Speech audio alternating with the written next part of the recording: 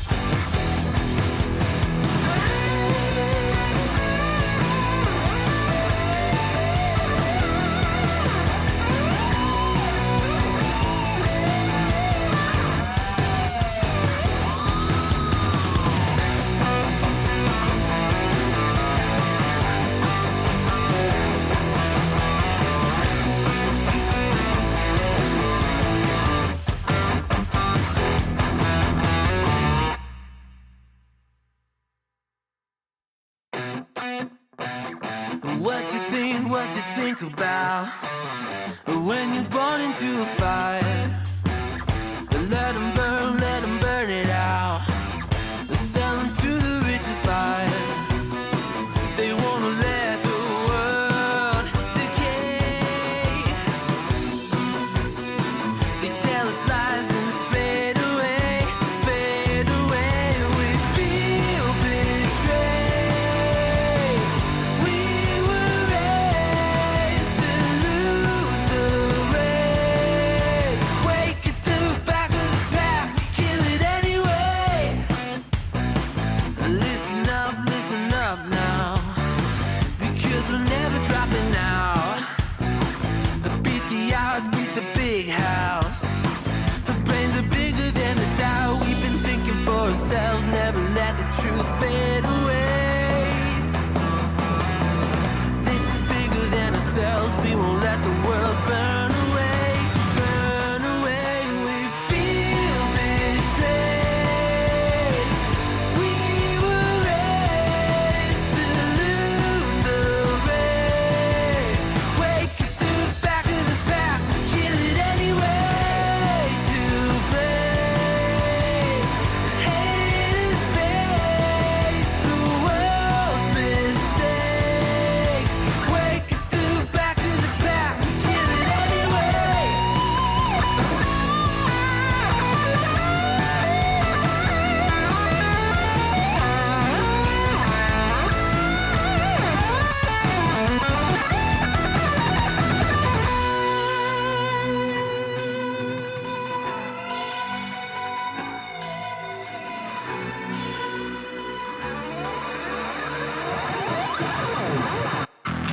And we feel betrayed. We were raised to lose the race. Wake at the back of the pack, kill it anyway. To blame, haters face the world's mistakes. Wake at the back of the pack, kill it anyway.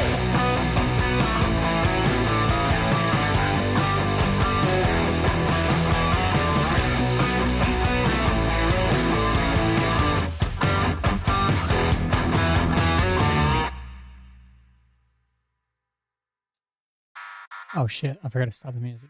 What's up? What's up? What's happening, guys? Hey, hey, hey. I'm back. Still like super fucking depressed because everything fucking sucks, but I'm here. So that's a plus, I guess. How'd you spend? I don't know. I'm struggling, chat. I'm struggling.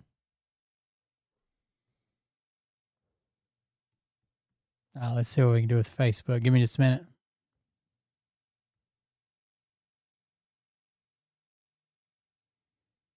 That's good. Share now. Like, share, share now. Change accounts. Check the chat.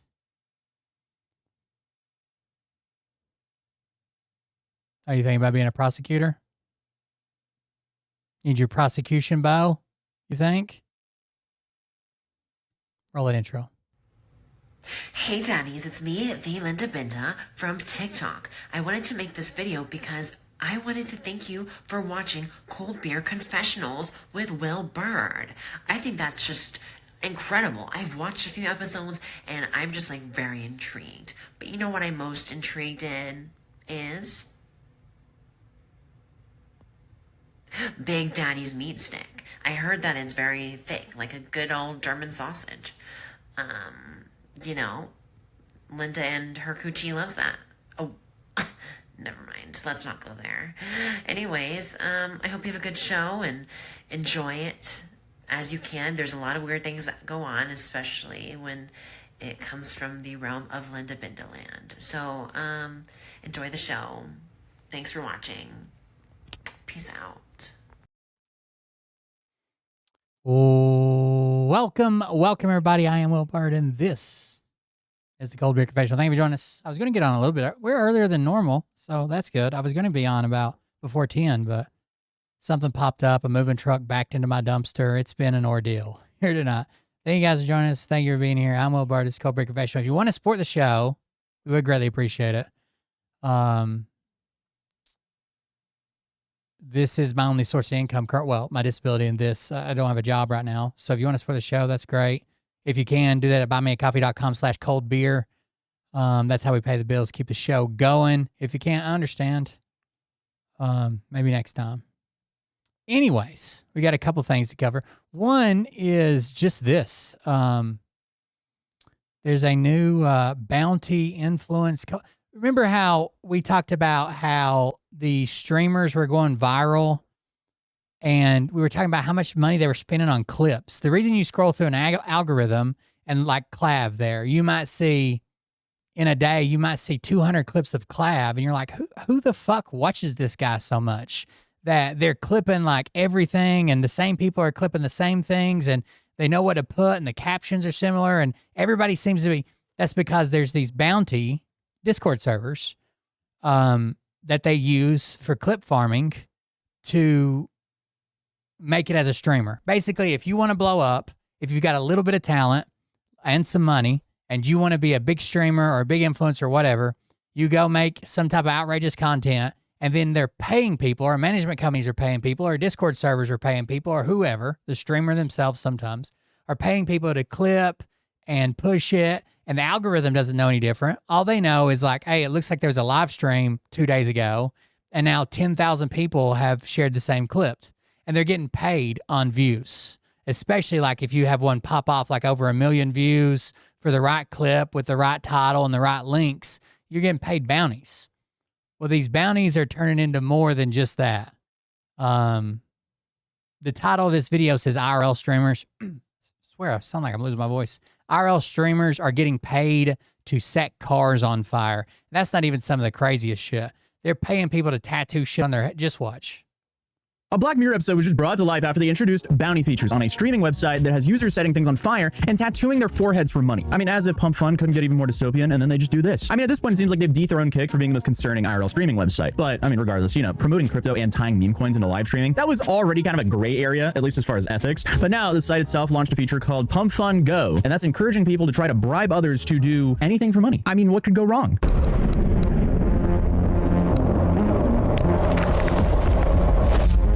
Yeah, there are bounties for everything, from quitting your job on camera to setting a car on fire or tattooing crypto coin tickers on your body, including your forehead. I'm sure this is extremely healthy for society. Again, what could go wrong? And the rewards for completing these strange and sometimes outrageously stupid tasks range from what I can tell $1 to $52,000. So I mean, that can easily be some life-changing money. Of course, the bounty you have to complete to get the $52,000 is placing a bet on Hal on the top of Mount Everest, which, I mean, if you know anything about Mount Everest, it'll probably cost you a whole lot more than $52,000 to get to the top of it. But who knows? Maybe we'll see a Sherpa up there doing this task. I do see the average cost to summit Mount Everest is about $60,000 though. So yeah, that doesn't really seem profitable to say the least. And the initial promotional video that Pump Fun posted introducing this feature, that's definitely fascinating because every single, I guess, example of a bounty it shows is pretty much illegal. I mean, this is genuinely just a terrible idea.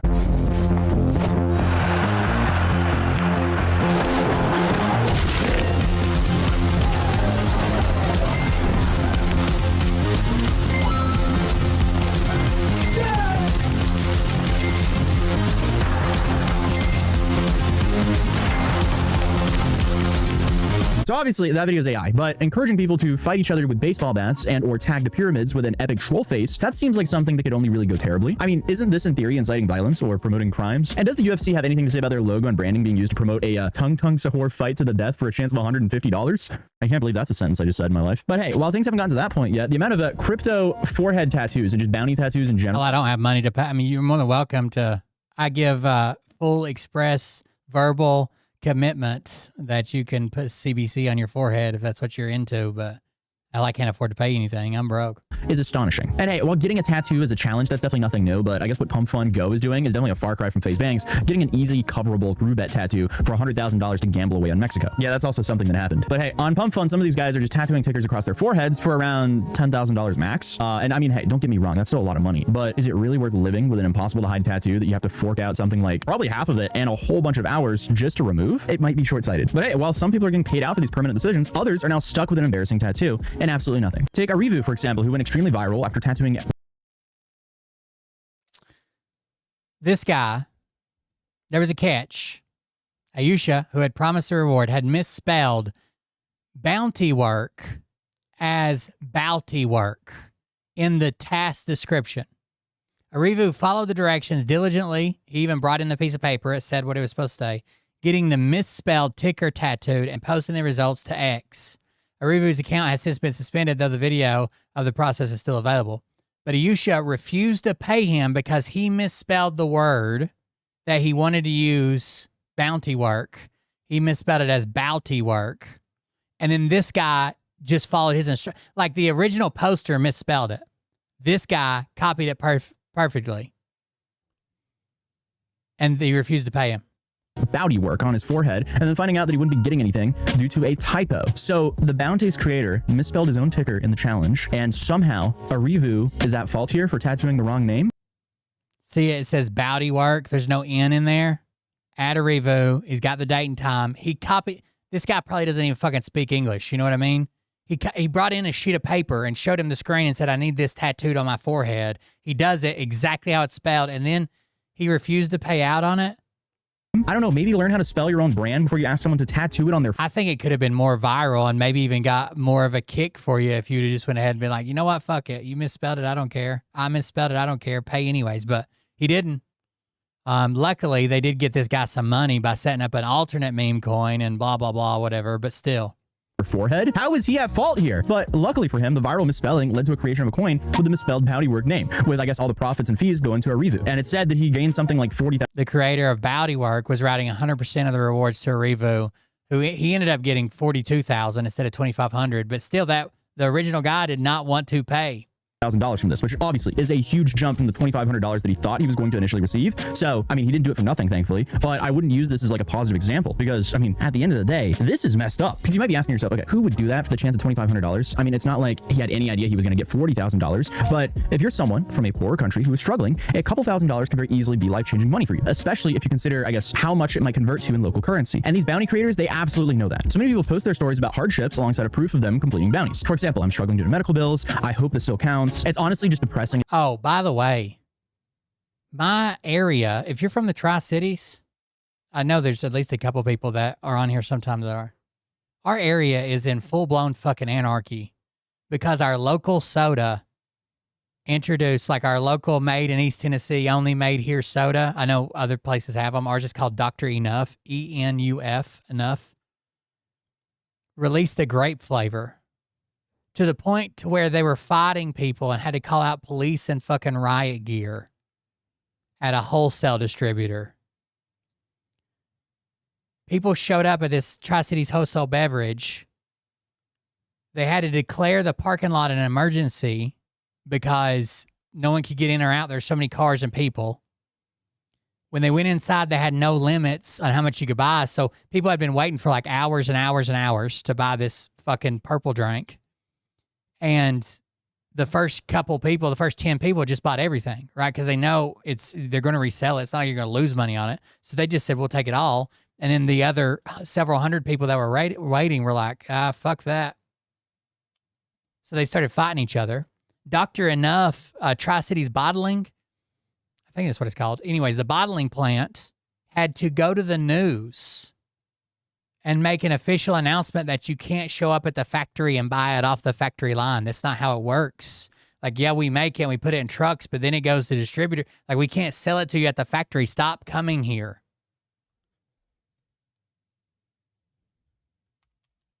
So this is the soda, Dr. Enough. Since 1949. It's actually a really good soda. It's got like ginseng and stuff in it. It's kind of like a really light, crisp Sprite-like. It's got ginseng, taurine. My favorite one is the herbal one. There's a red one. So see this red one here in that Instagram photo? I drink them, I don't know, every so often. I probably drink a few a month. But this purple one at the top, herbal grape, has got people fucking like shutting down city blocks and shit. Like people are reporting like, oh, they got some of this store on this block, blah, blah, blah. There was only 5 bottles left when I left. And then people are flooding that place for like the next 4 or 5 days. I think it's a fucking myth. I've been to every goddamn store. Every store that I've went in and looked for it, can't get it. So there you go. Dr. Enough. If you're ever in East Tennessee, try it. It's actually really good. It's made with like real sugar. No soda is healthy, but this isn't as bad as like just slamming fucking Coke or Pepsi or whatever. It's better than that, I think. It's a good taste. Pepto-Bismol is pink. So almost. Back to the bounties. Dystopian or I'll send you some if you want to. Send you they make these little pony bottles. I'll send you a 6-pack or something. through. So the feature is really just designed to prey on people who are struggling and desperate and essentially turn them into lolcows for crypto guys on Twitter to laugh at. I mean, this is literally just paying money to bully people in poverty for entertainment. But thankfully, I mean, even some of these crypto guys are making themselves into complete lolcows as well in the process, which makes the whole thing even more insane, honestly. Because there was this other tattoo bounty that people acted on so quickly that multiple people actually got the same tattoo. And because the bounty can only go to one person, a bunch of people got the tattoo and nothing for it. So now they're stuck. So if you're not the first person to like prove that you're the one that got it and did the thing, you don't get the bounty.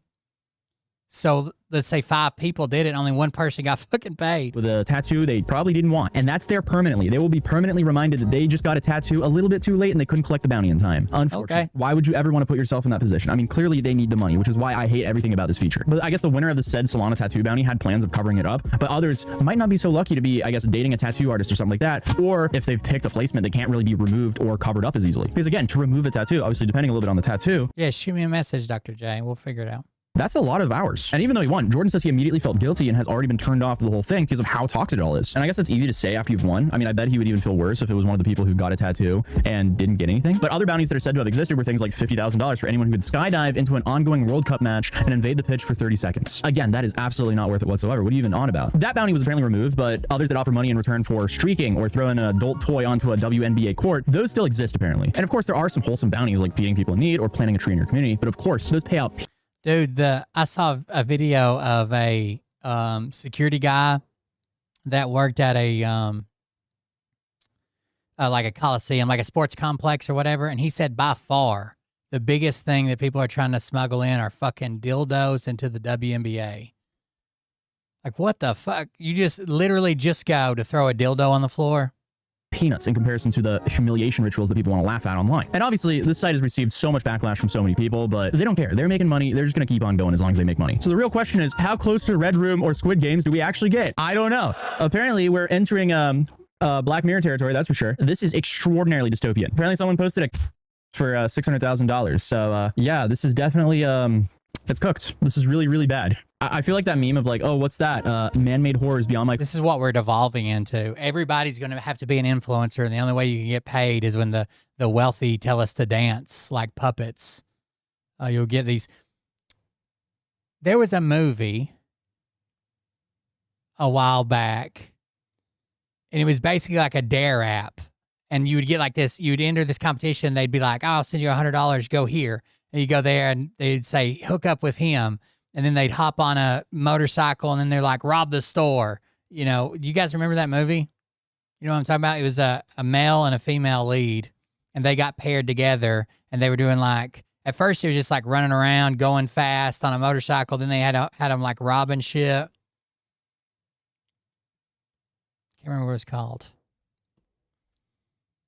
comprehension. I mean, that's just kind of coming true more and more. Like between this and the AI drones that can lock onto people, it's all horrifying. And I mean, Pump Fund does say that they review activity on the platform, they may remove content, they do reject submissions, and they suspend accounts, they block access, and they cooperate with authorities or third parties, and they also take steps that they believe are needed to protect its platform and its users and others and so on. But I also feel like this is just generic legal speak to cover them, because that doesn't really mean too much when you're leaving things up like gnome tossing, which is described as dressing up a real-life dwarf head to toe as a forest gnome scout and showing up at a major influencer's house to get yeeted onto a target board. Again, that is What? Yeah, it's Nerve. Good guess. It had Emma Roberts and Dave Franco. In this techno thriller, users enjoy an online truth or dare mobile game, choosing to play for cash or pay to watch as anonymous watchers. Players sign up to accept and film increasingly dangerous dares streamed from their phones to earn cash. Watchers pay money to view the stunts and vote on the challenges. The rules state that the players are eliminated if they fail a dare or bail, and the community tracks everything with harsh real-world consequences. That's where we're living at now. What was this gnome one?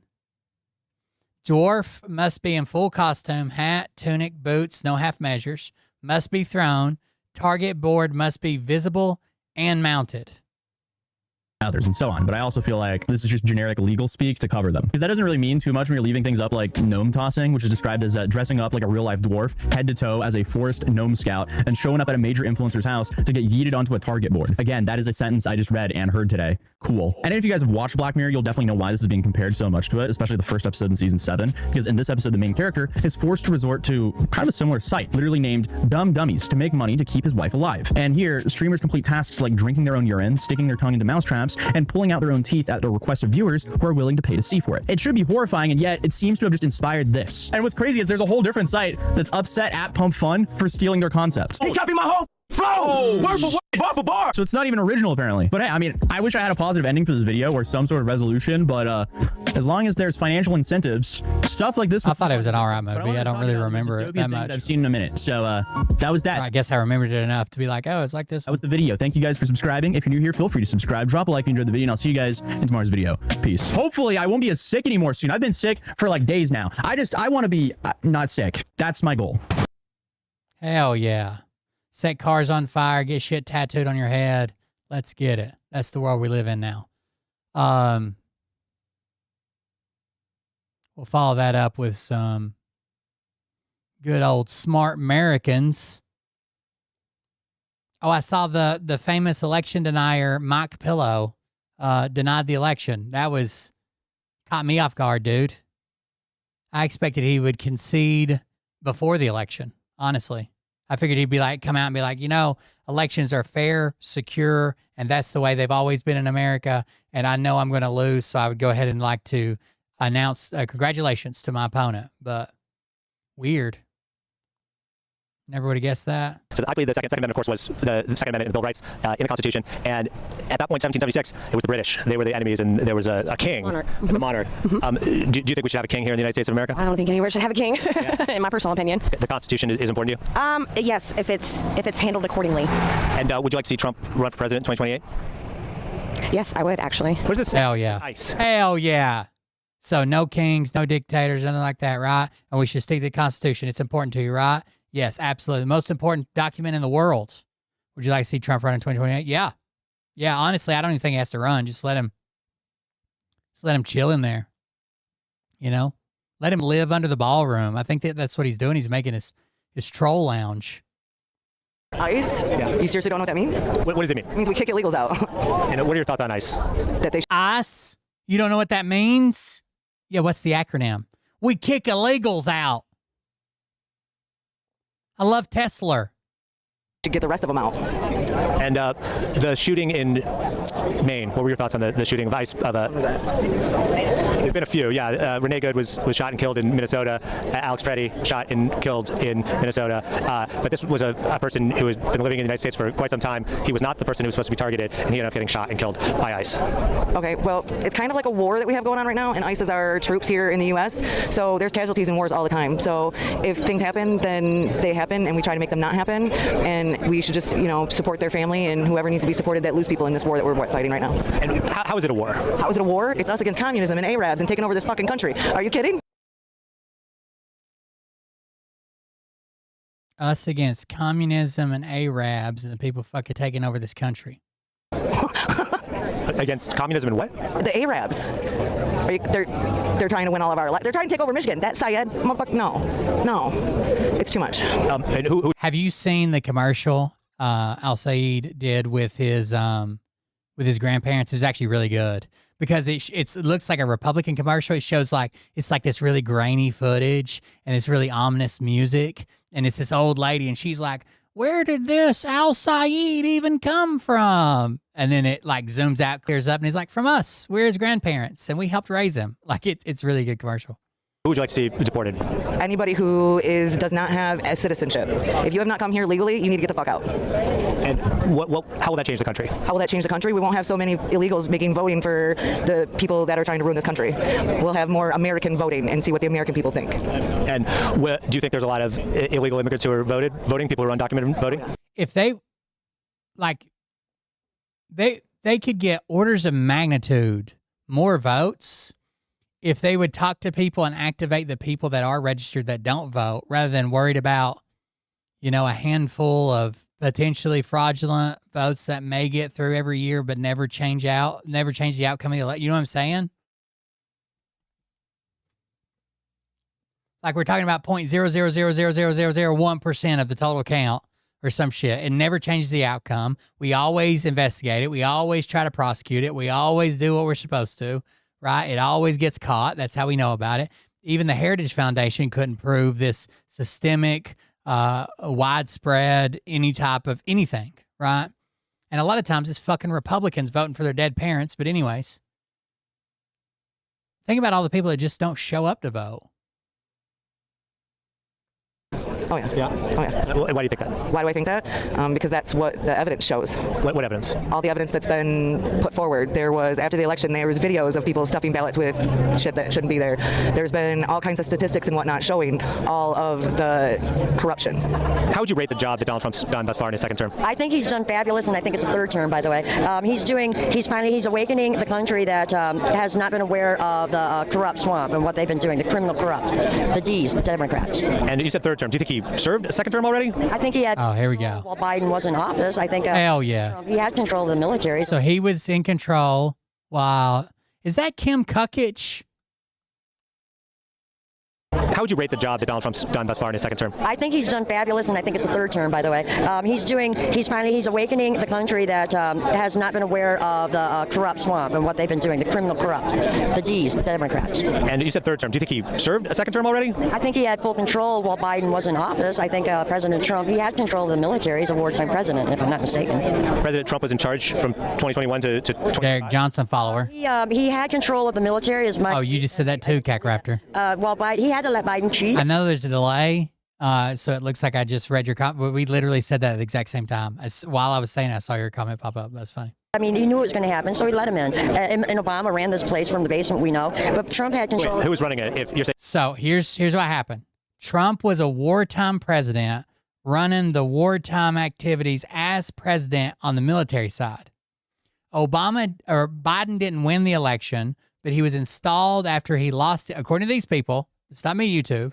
According to these people, he was installed even though he didn't win, he lost. He was not the wartime president. He had nothing to do with the military. And he didn't even control that. It was Obama in the basements controlling Biden, who couldn't control Trump, who was controlling the military. Now you see what's really going on.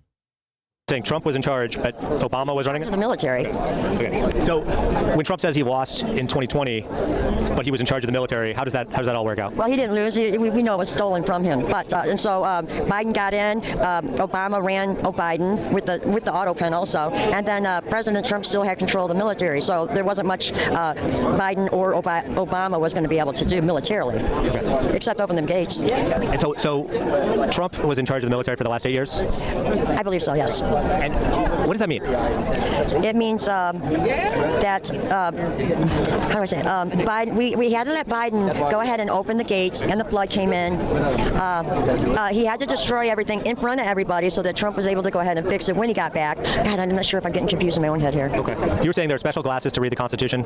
getting confused in his own in our own head. We had to let Biden go ahead and open the gates, and the flood came in. He had to destroy everything. And what does that mean?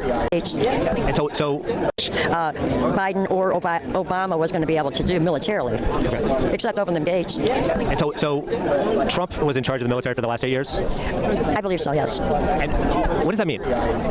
It means that, how do I say it? Biden, we had to let Biden go ahead and open the gates, and the flood came in. He had to destroy everything in front of everybody so that Trump was able to go ahead and fix it when he got back. God, I'm not sure if I'm getting confused in my own head here. Okay. You were saying there are special So he had to open the gates and let the flood come in and destroy everything publicly. So when Trump came back publicly as the real president, he could fix everything. This guy thinks you have to have special glasses to read the Constitution. Destroy everything in front of everybody so that Trump was able to go ahead and fix it when he got back. Like this motherfucker's living in like National Treasure. God, I'm not sure if I'm getting confused in my own head here. Okay. You were saying there are special glasses to read the Constitution. What are they? Well, it's a perspective that people bring to the Constitution. Instead of reading what's clearly written there, they want to read something new into it in order to change the law by this creative interpretation. So it's obviously not what the writers had in mind when they wrote it. Would you like to see Trump run for president in 2028? Yes, I would actually. Even if that was against the Constitution? Who wouldn't? I didn't read that part of the Constitution. Was that updated? 22nd Amendment. I didn't read that part. Was that updated? You update that Constitution? Oh my God. Ollie, who is like the most compassionate kid ever, right? He loves everybody, whatever. He's the sweetest little kid. He loves this show called Everybody Hates Chris. It's about a little black boy living with his family. It's probably set in the 80s or something in Brooklyn, and he fucking loves it. Like, he laughs so hard. He watches it on repeat. Like, he just watches episode all day long. He's watching it. And obviously, Ollie's not racist. He doesn't know anything about being racist. But he tries to do the voices. And he can tell, obviously, they have an accent different than him, right? He doesn't understand, like, it's like ethnic or whatever. So he does the voices, and it is like, I would record it if I didn't think they'd use it to cancel him in 20 years.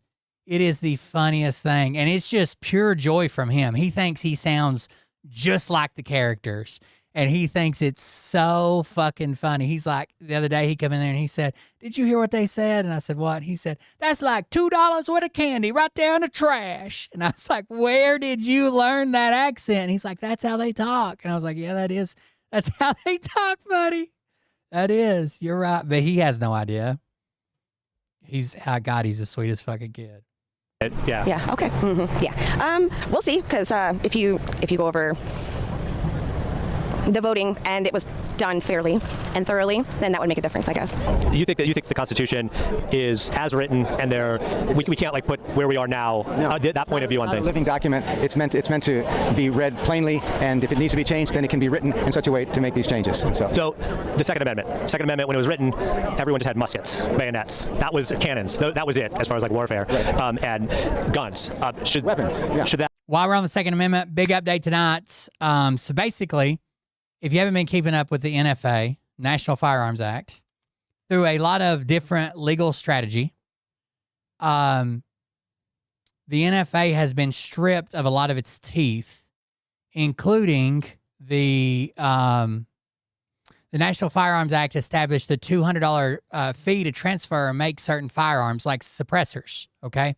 Suppressors are basically considered firearms at this point. You have to have NFA tax stamp. You have to have approval. You have to have paperwork. You have to blah, blah, blah. Well, the NFA has kind of been gutted. Like, it's not constitutional. It's not this. It's not that. It didn't go through Congress in the right way. So there was a ruling recently by Silencer Co. and a bunch of other states that all went against the NFA. It no longer has the tax provision attached to it. So now it can't, if it no longer, they already did away with the $200 tax. If it doesn't have the tax provision to it, then it cannot be under taxing provisional law, okay? if there is no tax, if the tax is now $0, then it can't fall under the taxing provisions that allow for this law to be cut out. And if that's true, then specifically, very specifically right now, the plaintiffs in that case had a judgment issued in their favor, and the federal government had 7 days to respond, which expires at midnight tonight. And this could later broadly apply to everybody, whether you think it's good or bad. But tonight, at midnight, a silencer company has already said, they've already alerted the DOJ that they plan to do the first transfer since 1930s of 2 silencers to 2 of their also named parties in the lawsuit without the paperwork, without the tax stamp, without anything tonight at midnight. And the government has not said anything about it yet. Let's see. I'll give you a better, I know I didn't explain it the greatest. Let me give you a better rundown.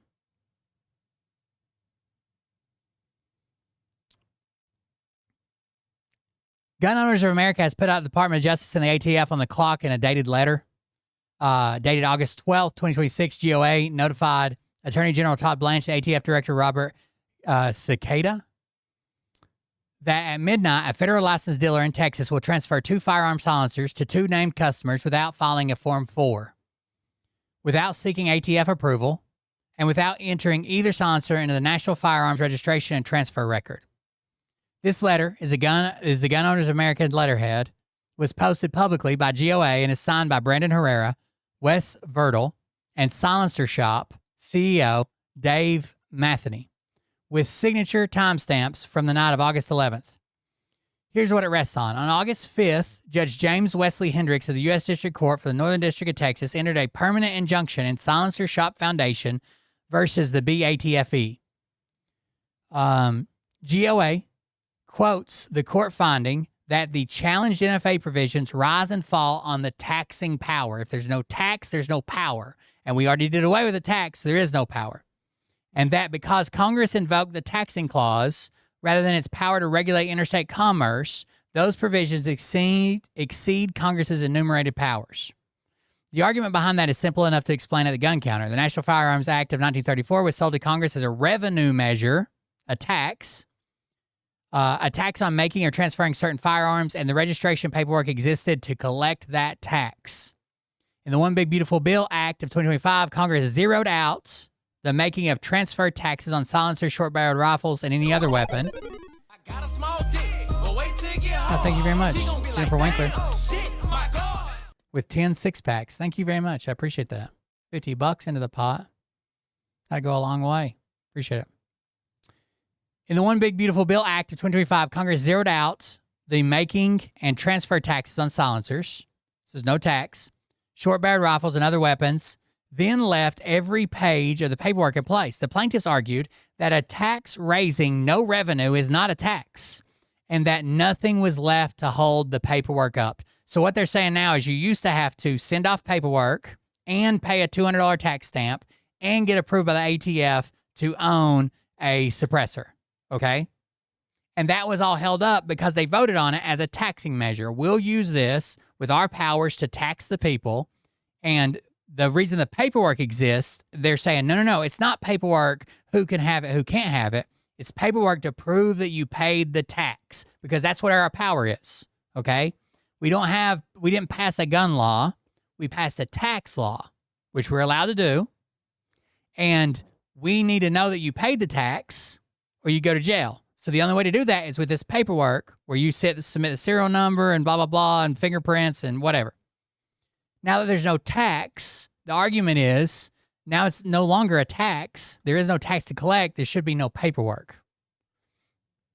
Per the letter, the court permanently enjoined the ATF, the Justice Department, Blanche, Cicada, and anyone acting in concert with them, enforcing the challenged NFA provisions as to untaxed firearms against the plaintiffs, and extended that relief to members and customers, both current and future. So this is currently just applies to them, but this may apply to every U.S. citizen. I don't think. The gun you want and a whole lot Holy with fuck. Gear Pack from Springfield. God, that popped out of nowhere. I really like suppressors. I think they're a benefit to shooters. They're fun. They're gimmicky. I don't think this is going to be like this huge uptick in crime or whatever, but what do I know? There's probably people that are smarter than me about it, but I like suppressors a lot. Hendricks then stayed his own order for 7 calendar days, which gave the government a window to act. GOA writes that the Justice Department has not appealed. That puts the injunction in force at midnight Central on August 13th, and that is the deadline this letter is built around. What happens then is specific. Silencer Shop, a federal firearms licensee, intends to transfer 1 silencer to Herrera and a second to Verdell, both transactions inside Texas, on business premises. The public copy of the letter redacts. The parties say they will follow state law, the Gun Control Act, and the associated ATF regulations. What they will not do is file the Form 4. They will not ask the ATF to approve the transfers, and they will not register either silencer. GOA states that both men are law-abiding Texas residents eligible to possess firearms, that both are GOA members and Silencer Shop customers, and that they are therefore covered twice over by the injunction. Verdell holds a current Texas license to carry. Herrera is a Republican nominee to U.S. House, the Texas 23rd Congressional District. Verdell is a state representative for Texas House District 53. GOA notes that both are endorsed by President Trump. The last section of the letter is the part that matters the most. GOA writes that neither ATF nor DOJ has issued any guidance on the Texas injunction and gives the government until 5 p.m. Eastern on August 12th to say in writing that the transfers would be unlawful or that it intends to keep enforcing the challenge provisions anyways. If the government says nothing, the letter states, then what happens at midnight is the very first lawful commercial transfer of a silencer since July 26, 1934 without complying with the terms of the NFA. Now, the caution. This is one district court and by GOA's own description, the relief runs to the plaintiffs, their members, and their customers, not every suppressor owner in the country. The government has conceded nothing publicly. They haven't even addressed this at all, and still has appellate options. Until the opinion and the government position can be read directly, nothing here is a green light to change how you handle your own paperwork. I will continue tracking the injunction, the Justice Department response to 5 p.m. deadline, and what happens at midnight.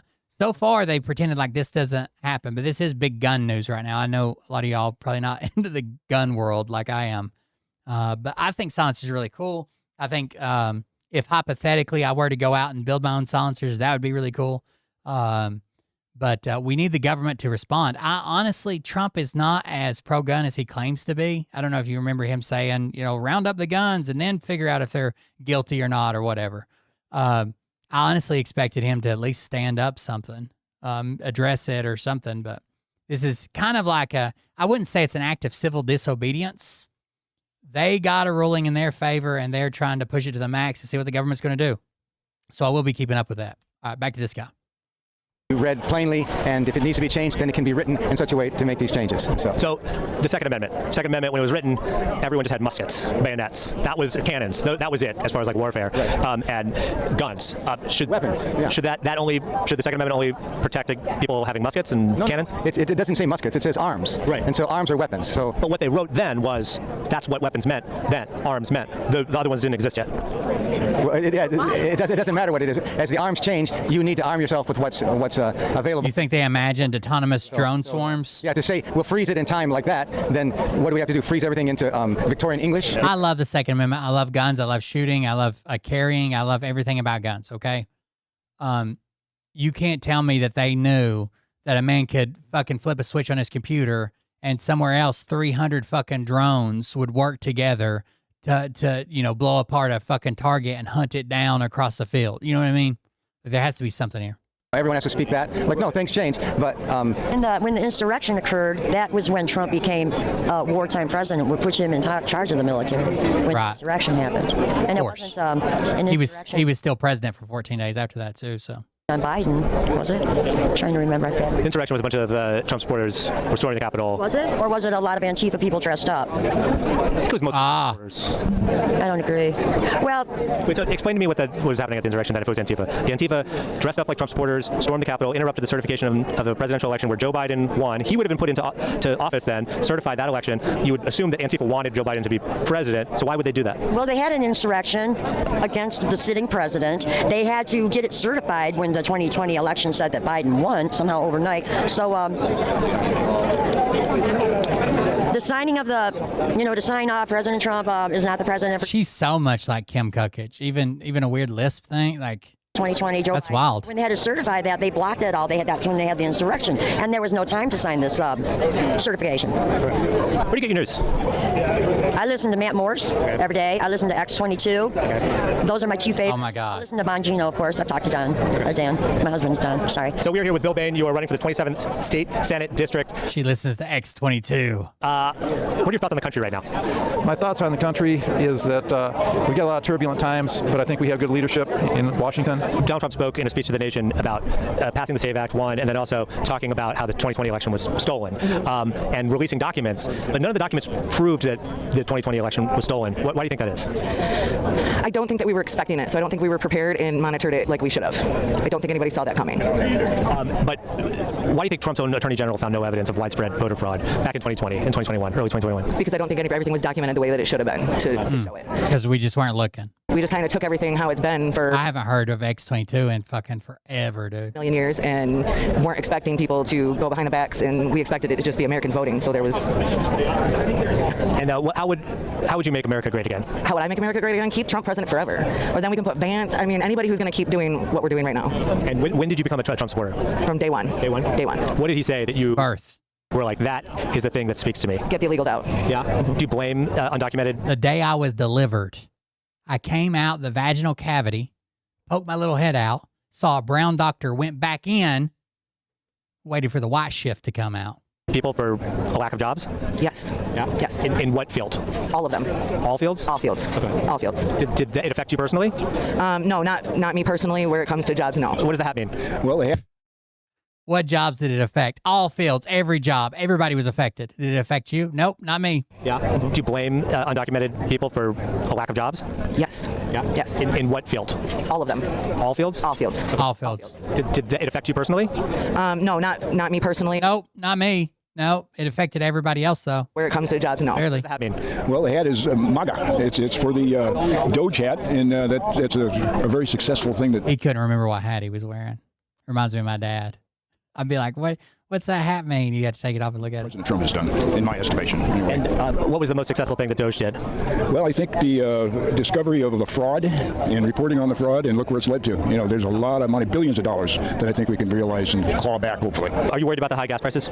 No, not necessarily. No. None of it was real, but Why not? at least they said it. Yeah, I fill my gas tank. I use my rewards that I get at Speedway. I got 61 cents off a gallon not too long ago. That's pretty damn good. So I fill a tank. I drive where I go. I go from A to B. That's it. I'm going to drive around everywhere. 61 cents off a gallon, but the gas prices are higher, $1 higher than they were a year ago. We've seen worse, haven't we? Oh, definitely. So I'm not worried about gas prices right now at all. Did you blame Trump for the high gas prices? No, I blame what's happening in Ukraine. Iran, I'm sorry. I blame what's going on in Iran. And what's happening in Iran? All the ships being stopped, the oil being stopped. I'm getting confused. But that's all stopped because Trump went to war with Iran. Stop what they're doing. Do we want a nuclear explosion? Because that's what they're going to do. We all know that. They had the power to do it. We want some isotopes, too. We want to see who did that, which we know is Obama. Obama did what? He gave them the... Why do you think people feel like they don't matter in the current structure of things? Because the British have rewritten, right? They were the underwriters. Wait, the British? What does that have to do with anything? Well, there's an underlying control, I believe, in the world and the United States, especially being the military force. So that's a long story. There's a lot to go over when it comes to that. Well, I guess, how are the British in charge of everything right now? Well, I don't think they're in charge. I think that they would like to be right now. I think it's changed a lot in the last, I don't know, 8 years, 10 years, give or take. You think that Trump is pro-life? Oh, yes, absolutely. Doge cut the funding for USAID, and there's been estimates that it's led to the death of hundreds of thousands of people around the world. Well, is that a pro-life thing? You notice the Democratic Party, their fundraising is dried up, and I wonder why that is. Because they get all their money from USAID. That's how. Do you think that it's a pro-life thing to do for hundreds of thousands of people to die? It's a pro-life thing for hundreds of thousands of people to die? People are dying. Tell me how many people have died. Not one. Hundreds of thousands of people. No? Well, I can't go with your left-wing ideology. What are your thoughts on? Yeah, like Elon Musk. Like, okay, you're saving starving orphans. Put one on the phone, bro. I don't need to talk to them all, but give me one orphan on the phone. Let me hear their belly growl, and we'll turn your money back on. Change. I think it's a crazy hoax. It's silly. And why do you think it's a hoax? Because we have winter like we do every year. I grew up in Michigan. We have crazy winters and then we have mild winters. I think that there wouldn't be so many fires if these people would clean up their dead wood, like in California. Once you clean up, you wouldn't have so many bad fires that you claim are climate change. Does it worry you that all the coral reefs are getting bleached and the ocean waters are higher than they've been in history? Why are they getting bleached? Because if they're getting bleached, we'll find a way to stop that. Because the water temperature is rising because of climate change. I'm not sure I agree with that. We can see that there's wildfire smoke in the air. What are your thoughts on? I question everything. If you go through 5 things that you've been told is not what it is, then you tend to just look at everything without the rose-colored glasses and just look deeper to the root, right? So where do you think the wildfire smoke is coming from? Oh, who knows? Fire. Wild is the question. Do you think it was strategic? In what way? Yeah. Well, I mean, oh God, there's Doom, there's Antifa, or whatever name they want to call themselves the next day. They're just. You think Antifa lit the wildfires? No. Well, they did that in California a long time ago, right? Antifa did? Yes. You gotta look. You realize you've got to look. The long hair. Are you in a band? I was a music guy years ago, but the Rod Stewart haircut almost. It was just kind of fun, I would love to see. Whoa! I'd love to see with some of my colleagues, even like Gary Sinise, how he has a band. Yeah. Oh. Well, we'll wrap it up here. So, who are your musical influences? I'd say Whitesnake, Striper. You like Quiet Riot? Yeah. Hell yeah. Would you vote for him in 2028, Donald Trump? Absolutely.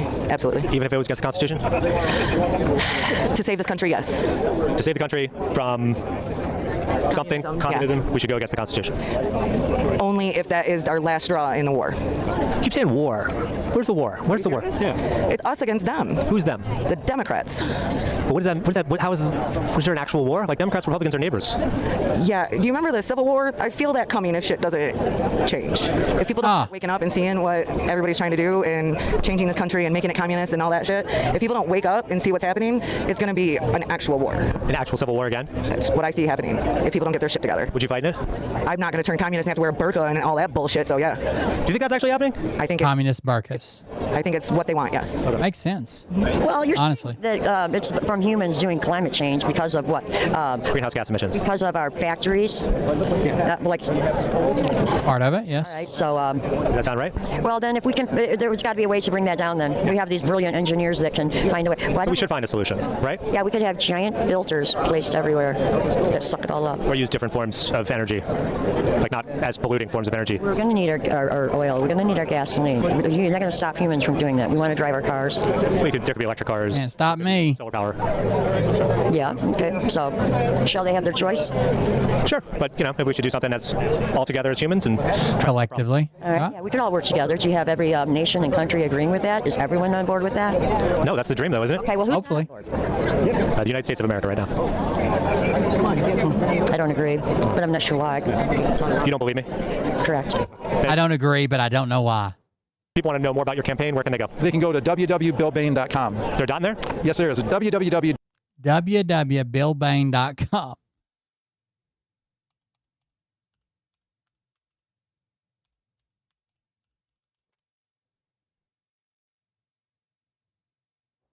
.billbain.com. No dot in between Bill and Bain. No dot between Bill and... Oh my God, dude, hold on. I don't agree, but I'm not sure why. You don't believe me? Correct. And if people want to know more about your campaign, where can they go? They can go to www.billbain.com. Is there a dot in there? Yes, there is. www.billbain.com. No dot in between Bill and Bain. No dot between Bill and Bain, but there's a dot after the WW. W? Yeah, I'll give you my card. And then there's a dot after Bill Bain, right? I had to see how he spelled it. B-A-I-N.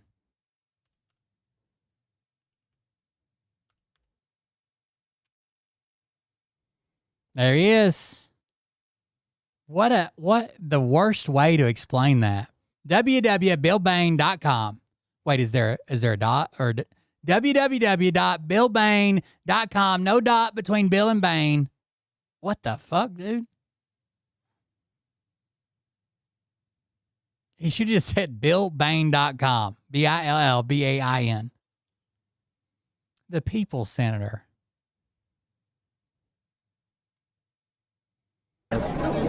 Let's make sure we got this right. So it's www. So you said before, billbain.com. Yeah. They used to be the wrestlers. Were you a wrestling fan? Yeah, but you know, he passed away. Which wrestler?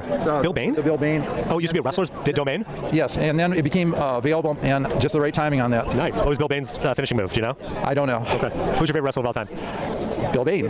Would you vote for Donald Trump in 2028? Absolutely. Even if it was against the Constitution? Yeah, well, it's not going to go against the Constitution, though. It is against the Constitution. The 2020 election was robbed from him. So, but even if we grant you that, now you're asking for him to have 4 terms instead of 2.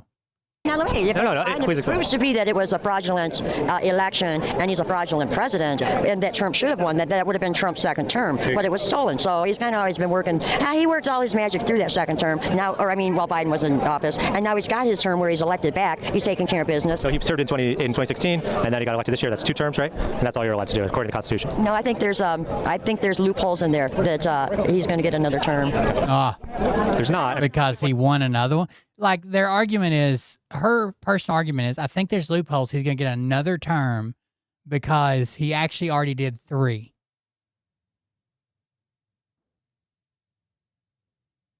22nd Amendment. 22nd Amendment, which I can't tell you that I'm familiar with that. You should Google it or DuckDuckGo it or whatever you want to do. Look it up. 22nd Amendment. Okay, I'll look it up, but I still believe we're going to find reasons why he should be entitled to have the term that was removed, that was stolen from him. Okay. Don't really follow the logic, but I enjoyed talking with you. Yeah, you too.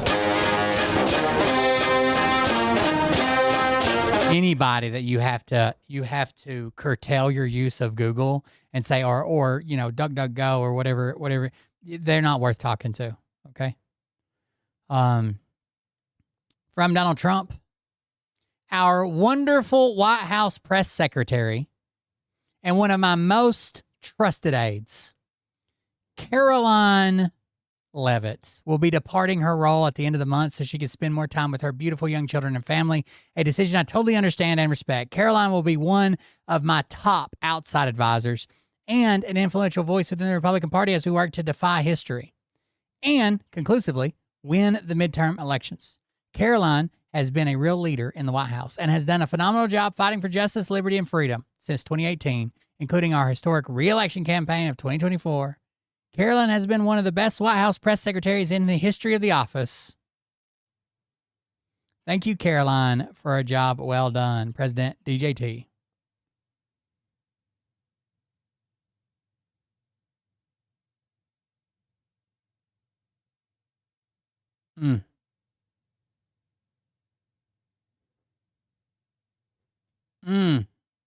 She should have just not came back after the baby, to be honest with you. She just came back on July 16th or something. You know, this dumb bitch came back 3 days after having her first kid to go back on the election trail after the Butler rally.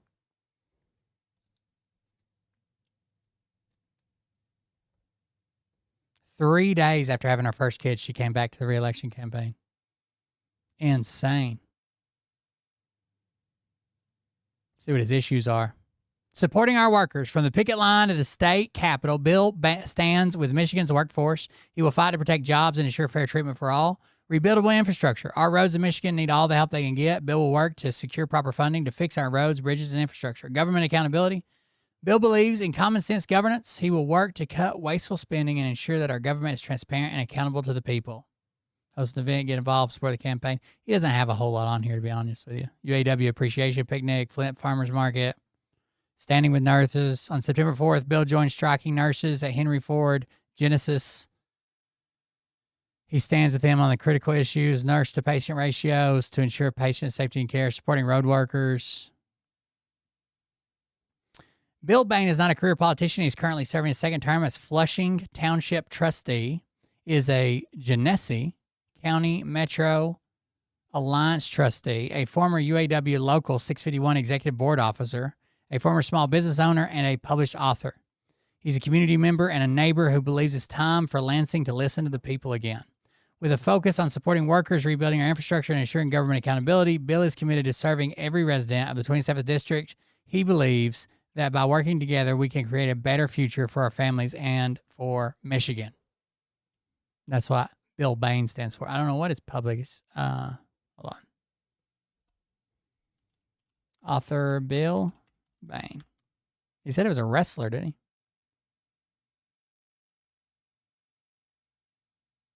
That's not him.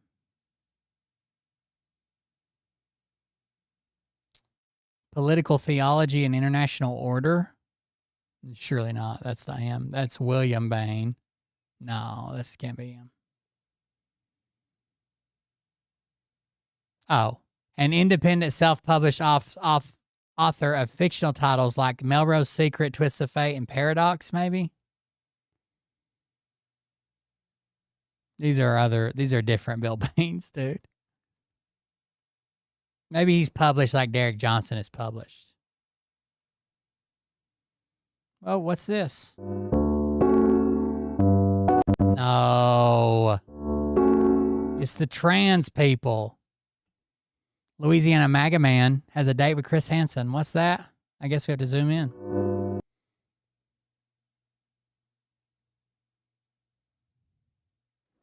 Man, I love felons. But you asked for those pictures. Do you think it's fair to ask a 15-year-old girl to take pictures like that? Sir, can we talk about this? We're going to talk about it. Yeah, you have to in Michigan. Yeah, and unlike your PDF cult leader, you don't have Todd Blanche covering it up for you. How y'all doing? They're working. What's your excuse for being here? Careful, Chris. If he asks himself that question, he might have to question why his cult leader was on that island. They're working. What's your excuse for being here? Call your mom or you want to call your dad? Which parents should find out you followed in the president's footsteps? Hey, Mom, I got some bad news for you. Actually getting arrested right now. What? Yep, I was trying to meet with an underage female. What the hell? Yeah, I got Chris Hansen standing in front of me with cameras and microphones standing all around me. How old is the girl? She's 15. Brandon, that's illegal. I know. Mama, I love you. I'm sorry. Please come get me. Some black dude from next door has called the cops on me. Send my mom, send whoever. Send my mom, send whoever. I want to show you President Trump's meme game, okay? It's pretty savage. I don't think you can deny this anymore. This is pretty fucking hardcore. This is a meme the president posted. And it's like, it compares two contradictory events, okay? It's like, meme over here, meme over here. Here's A, here's B, which is better? So on A side, it says prison with Joe Biden. And it's a guy in prison. Okay? Then on the B side, it says freedom with President Trump.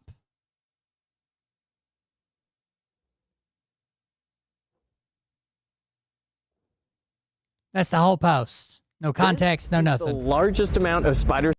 That's everything.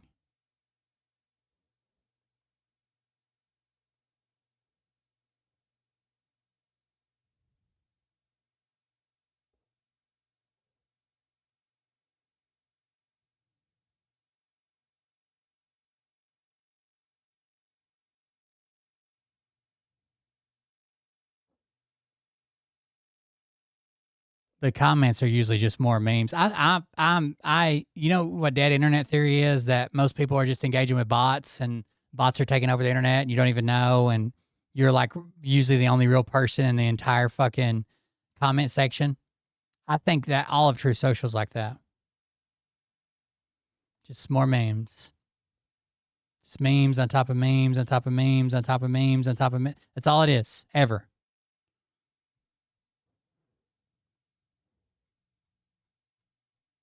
Memes, memes, memes, memes, memes.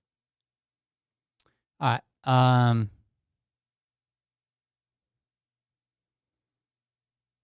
Democrats.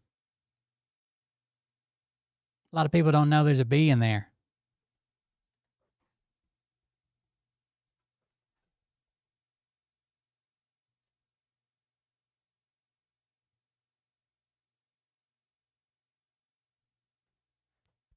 A lot of people don't know there's a little bee in your bonnet there. Hold on just a second. I got to fix that. It's been bothering me for days.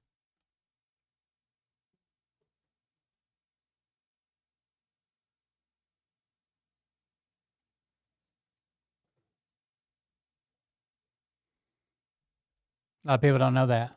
I think I coined that term. It's an old-fashioned word. Groceries. Groceries.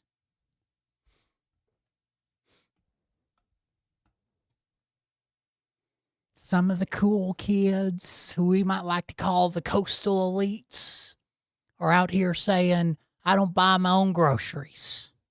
And I circumcise my children with my own teeth.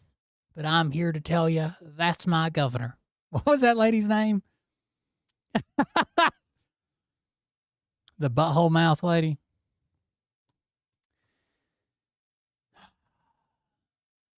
Here's some comedy. Whole debacle and that whole debacle, entire debacle.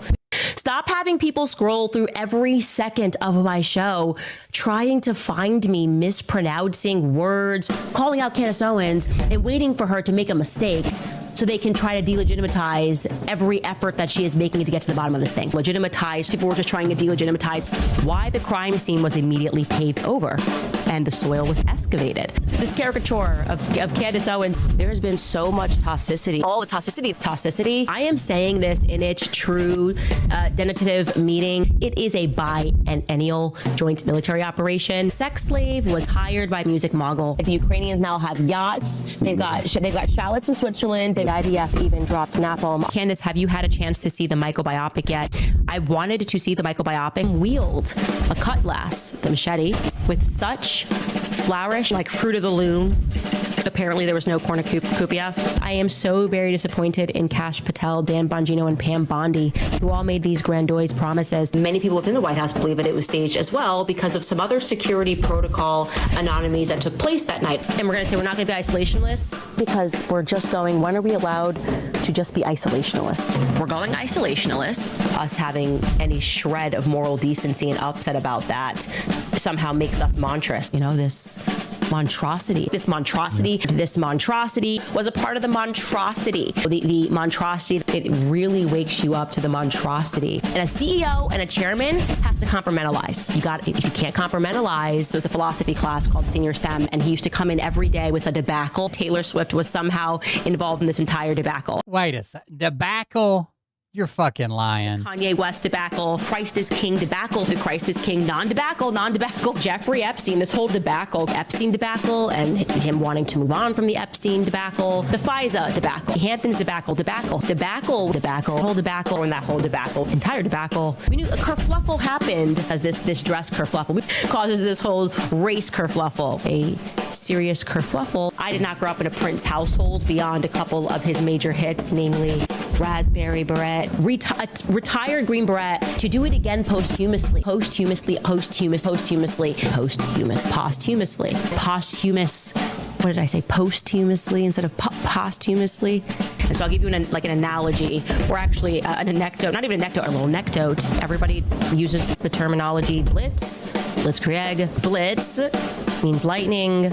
Krieg means war. A blitzkrieg, Catholic, no, he just liked the architecture. He loved the architecture. It was about the architecture. He loved the architecture and the architecture. In ways you can honor Charlie. Stop telling us that it has to always be Miss Macabre. Became and this is correct, an adolescent psychiatric nurse. Obligatory. Does the obligatory, doing the obligatory. We're obligatory. Tyler Boyer then jumped into the foray. Then Alex Jones jumped into the foray. Tracy Martin, Erica's dear, long 15-year friend, jumped into the foray. And because these chips are made with real food, they are more satiating. Much more satiating. They are more satiating. Towards the end of Obama, we started hearing all of this rhetoric.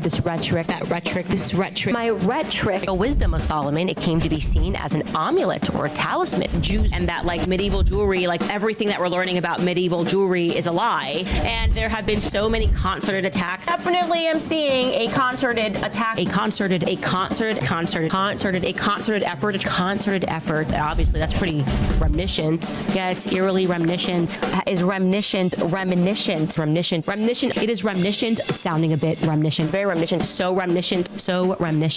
It's becoming very much reminiscent. Borough that has been corrupt. The Borough of Alcohol and Tobacco, Federal Bureau of Investigation, FBI Borough, Federal Borough, State Borough, Borough, the boroughs. What is the borough doing? All of these bureaucrats among bureaucrats, into the bureaucrats, borough. Were you brought into an FBI borough? Maybe he's being a little hyperbolic, being facetious a little bit, hyperbolic. I'm being hyperbolic,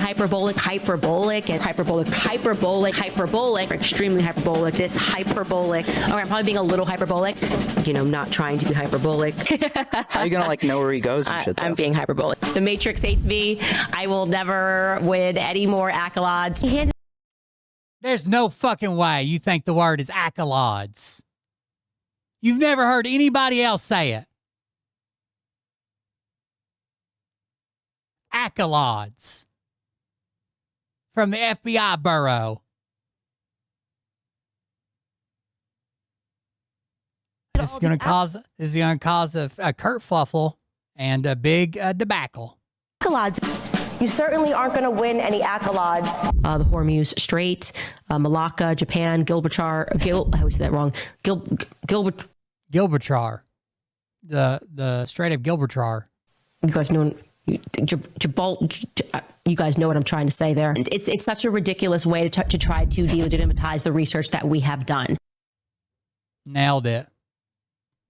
Every time. All the time. Just the right way.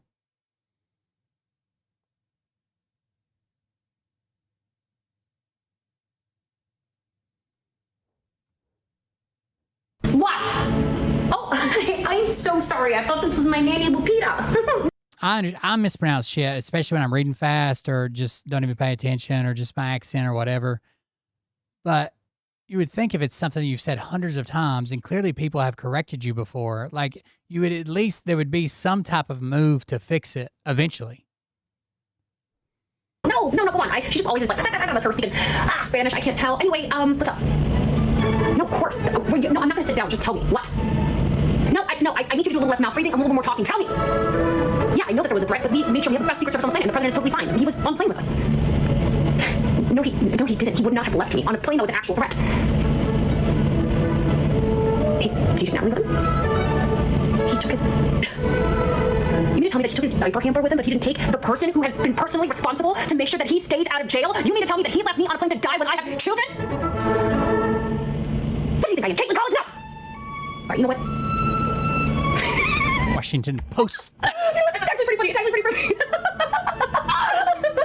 I quit. All right, I quit. Tell that man, call the Washington Post. Do whatever you need to do because I quit. Tell him that I'm looking out for my family. Do whatever the thing that you need to do. Right? I'm not even going to have ChatGPT ready. You know he loves himself some AI slop, and I'm not even going to cover for him anymore, okay? Do whatever you need to do to make sure that I'm able to get out. Give him 30 days notice, and I'll just skate by and do nothing. I'll just make sure that all of my accounts are in order and that everything that I covered for him gets burned because I'm not going. I think she's the fifth woman to leave the current administration in a major role, all been replaced by men. Jail for a man who said, I'm going to grab the women by the... Hang on, call waiting. Hey, Heritage Foundation? Perfect timing. What? Oh. Nailed it.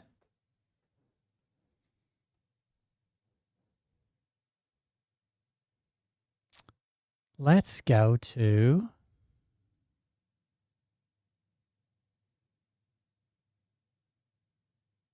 I wish I was making this up. You guys know they've been advertising these PLAY-Triot Games or Freedom 250, whatever the fuck you want to call them, right? What they were supposed to do were take the top 2 kids, male and female from each state, non-trans, and they were going to have like this ultimate athlete championship. They kind of advertised that maybe this is kind of the final event as like Ninja Warrior kind of deal.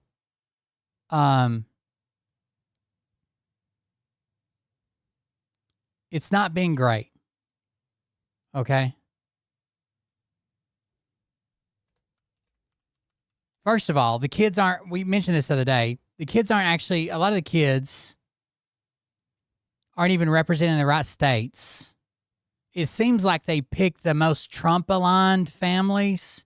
Like if your family's like this big right-wing Christian, we love Trump, blah, blah, blah, you're in. No one knows really what they picked up, but they all seem to be that very Aryan, very pro-Trump. And what's crazy is like in a pure form, top male, top female, I probably would have watched. I really got into presidential physical fitness tests and shit, like trying to max them out and shit when I was. I probably would have watched it. Like it could have been cool, could have been unifying. It could have been amazing. They're giving away scholarships. First of all, I think they all ought to get a scholarship. If there's only 100 kids, you know what I mean, or 114 or whatever, they're letting all the territories and shit compete, and then maybe like the biggest scholarship, obviously, to the winner. It could have been cool. Instead, they've made it so weird. There were no qualifying events. They recorded a video essay why they should be included. They sent it in. Someone sat down and picked it.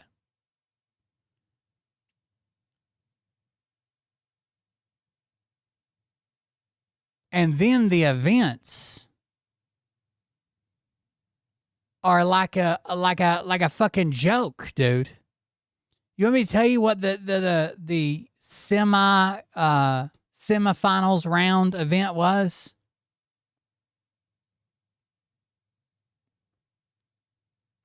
Arcade basketball. Not basketball. Not a 3-point or free throw shootout. Arcade basketball. The cage, the machine, the lights, 5 feet away. Arcade basketball.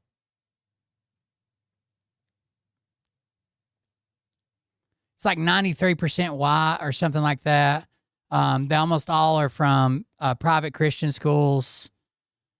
The person represented in Puerto Rico is actually from Texas. The person representing in Massachusetts actually lives in California. Like it's so fucking weird. They're handing out all this MAGA gear. Everybody has to they're making these weird responses when they talk to the camera about the president and how they're super excited for him to, because I'm guessing he's watching like a breakdown of this every day. Every time they interview somebody, they're like, yeah, I'm super excited. I think the president's going to be here tomorrow and I can't wait to show off for the president. A lot of them already go to private schools and seem to be well funded, but they're out here acting like they got to win this scholarship to alleviate the burden placed upon them. Hold on, just watch.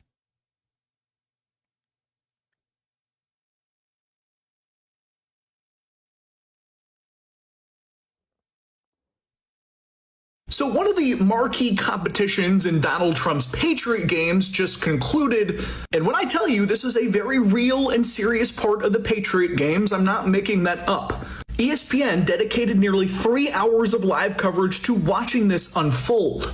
And I'll just, take a look at what this was. Like that, which you can buy.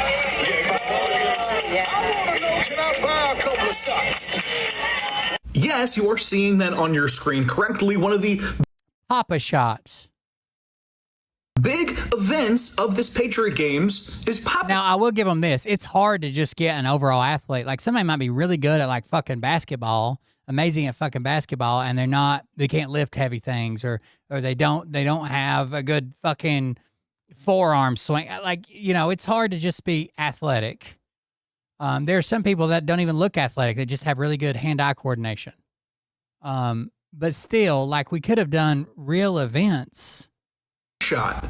Again, this thing was billed as a competition for the best high school athletes in America. And Papa Shot, which they aptly named Victory Hoops, is one of the criteria by which they are measuring who wins this competition. Look, this seems fun, but guys, this is not a Dave & Buster's. Heck, this would have been a lot better at the Great American State Fair. They specifically picked a girl from New Hampshire to represent Maine because they already had a Maine girl picked.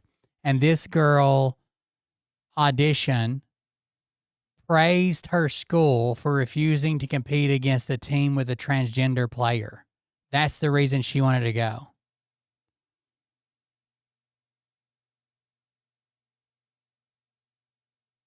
She doesn't attend a high school in Maine. She doesn't live in Maine, but she's the Maine representative.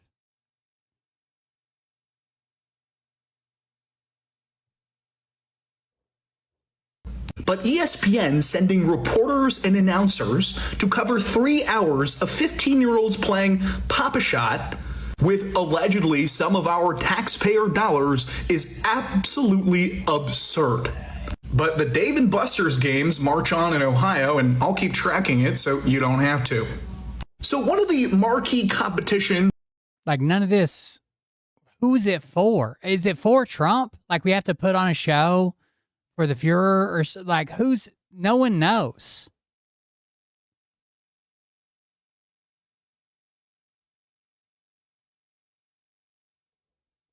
So last night I got a very interesting and unexpected DM from one of the parents of the PLAY-Triot Games competitors, who was critical of my content around the games themselves. Hey, But I'm Mainers, gonna the girl representing Maine in President Trump's PLAY-Triot Games is not a Mainer. She's from Cornish, New Hampshire. She said so right in her audition tape. Cornish is right on the Vermont border, about 65 miles from Maine, as the crow flies. It seems she was selected over... She finally took down the audition tape. I've seen it. I was going to show it to you. Freshman year, school was removed from our state league because it chose to stand by American morals that people once died for. She's talking about Mid-Vermont Christian School, which in February 2023 forfeited a Division IV girls playoff game rather than play at a school that had a transgender player on its roster. The Vermont Principals Association then declared that school ineligible to participate because it violated their anti-discrimination policies. Did any Maine girls apply to be the state's top female athlete and compete against the other states? We literally have no idea. The whole thing is so strange. The PLAY-Triot Games are being put on by President Trump's rival to the nonprofit running the country's 250th Her audition tape was just like, my school had to stand up to the trans.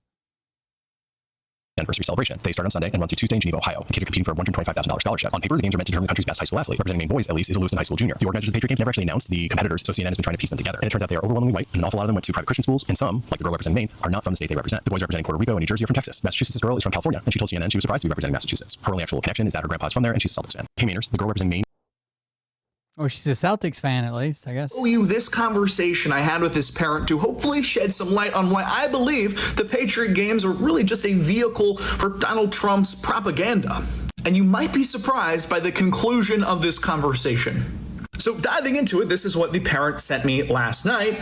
You were off base on your take on the PLAY-Triot Games. Was it perfect? No, but it was a great experience for the kids. The majority of the competition was true test of athletic abilities. Yeah, like arcade basketball.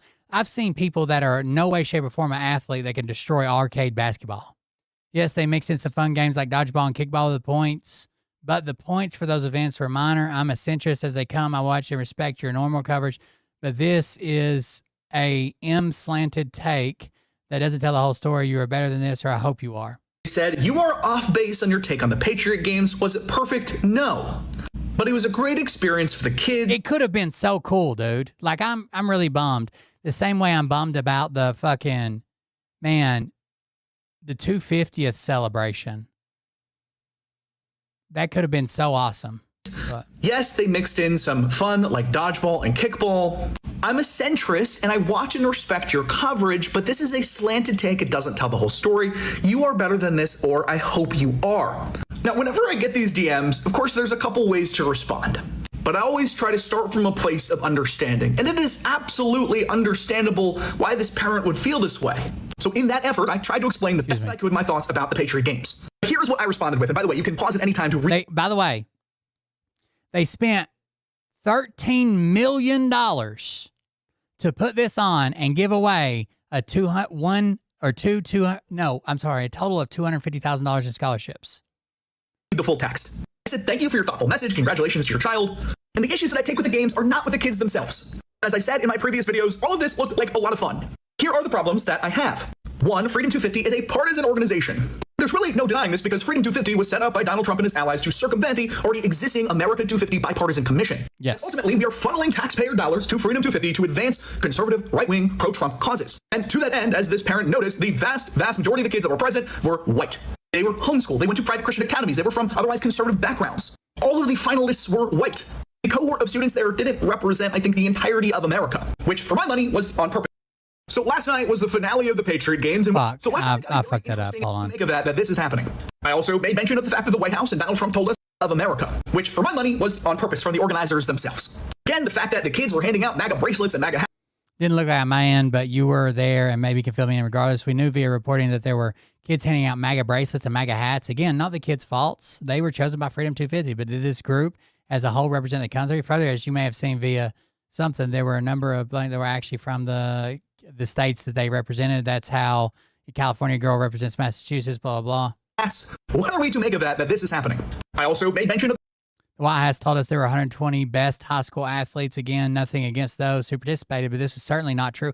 Yeah, like they didn't even have a competition to get to the competition. It was just a video essay.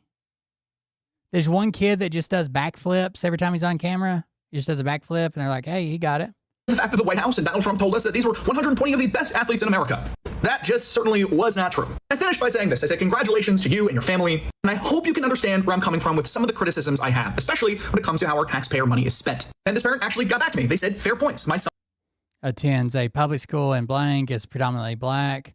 He didn't mention anything political in his interview. I do think right-leaning people were more apt to apply. In fairness, they seem to have chose kids from different sport backgrounds, which some weren't as good at traditional sports. They were definitely, they need to improve, things they need to improve, but I could think, great, tweak it. No, this was this is a failure. If you're saying anything else, I get it. You're proud of your kid. I'm proud of your kid. I'm glad they made it, whatever. Maybe they'll get something out of it. But this whole thing was horrible. That is predominantly black. There are definitely things they need to improve, but it could become a great thing if they tweak it and find a way to make it nonpartisan. Thank you for the kind response. And I think that's the story. This whole thing didn't have to be partisan, because the America that this represents is the America that Donald Trump and Freedom 250 want it to be, not who we actually are. So last night I got a very interesting... By the way, they took 16 teams, or 16 competitors from each side to the semifinals. That was that arcade basketball thing. Or maybe it was the obstacle course. It doesn't matter. And they were only moving on 4 from each side. So 16 down to 4, which would really be 8. So 32 down to 8, 4 boys and 4 girls. There were only 30 points to be made in the semifinals. The max you could make was 30 points. Some of the people at the bottom of the 16, if they scored the full 30 points and everybody else refused to compete and scored 0 points, couldn't make it high enough to advance. So why even have that around? Like if I'm in 15th place and if I get every point from the event and you get none, I still can't make it in the top 4. Why have 16 competitors then? What's the point? Tonight was the finale of the Patriot Games, and would it surprise you to learn that it was essentially a celebration of Donald Trump? I watched this all unfold on ESPN, so you didn't have to. Now, many people had started comparing this to the Hunger Games, and last night I think was the best example of that. The White House even using the Hunger Games sound, not dating the allegations, but the evening started with the walkout of Donald Trump and ESPN personality Pat McAfee around the 4 men and 4 women who happened to be all white. Which, given the fact that the field of competitors was about 96% white, not terribly surprising. So Trump and McAfee walk out, and this finale competition is essentially just an American Ninja Warrior ripoff, with the final 4 contestants having to do, monkey bars and climb up this vertical wall, things like that. And when I said it was the Trump show, it was because this guy was constantly on the screen, from that walkout with Pat McAfee to this interview in the very middle of the programming, to the end, where Trump, much like the FIFA World Cup, handed out the trophies and the prize money to the winning competitors. But again, the amount of time spent on applauding Donald Trump or lauding praise upon him was really noticeable. And even Trump himself in the interview said, I really love this audience. But flanked by teenagers, Donald Trump paid close attention to the competition as it continued. And eventually, as mentioned, winners were crowned and they won some scholarship money, which is great.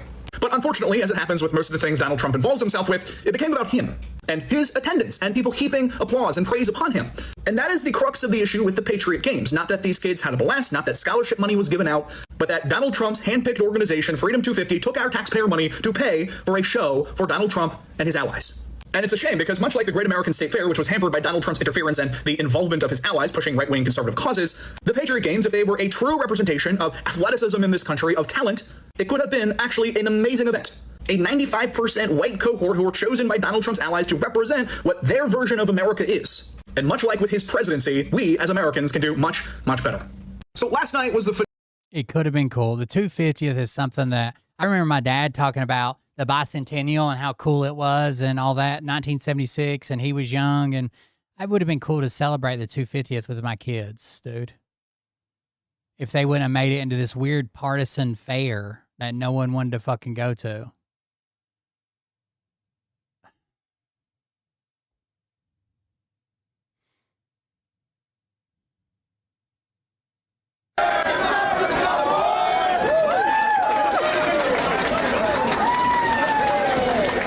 If he'd stand up, he'd put more power in that.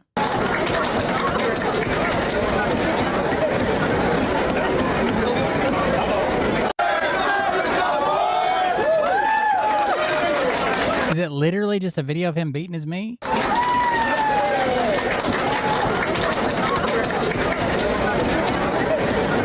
Okay.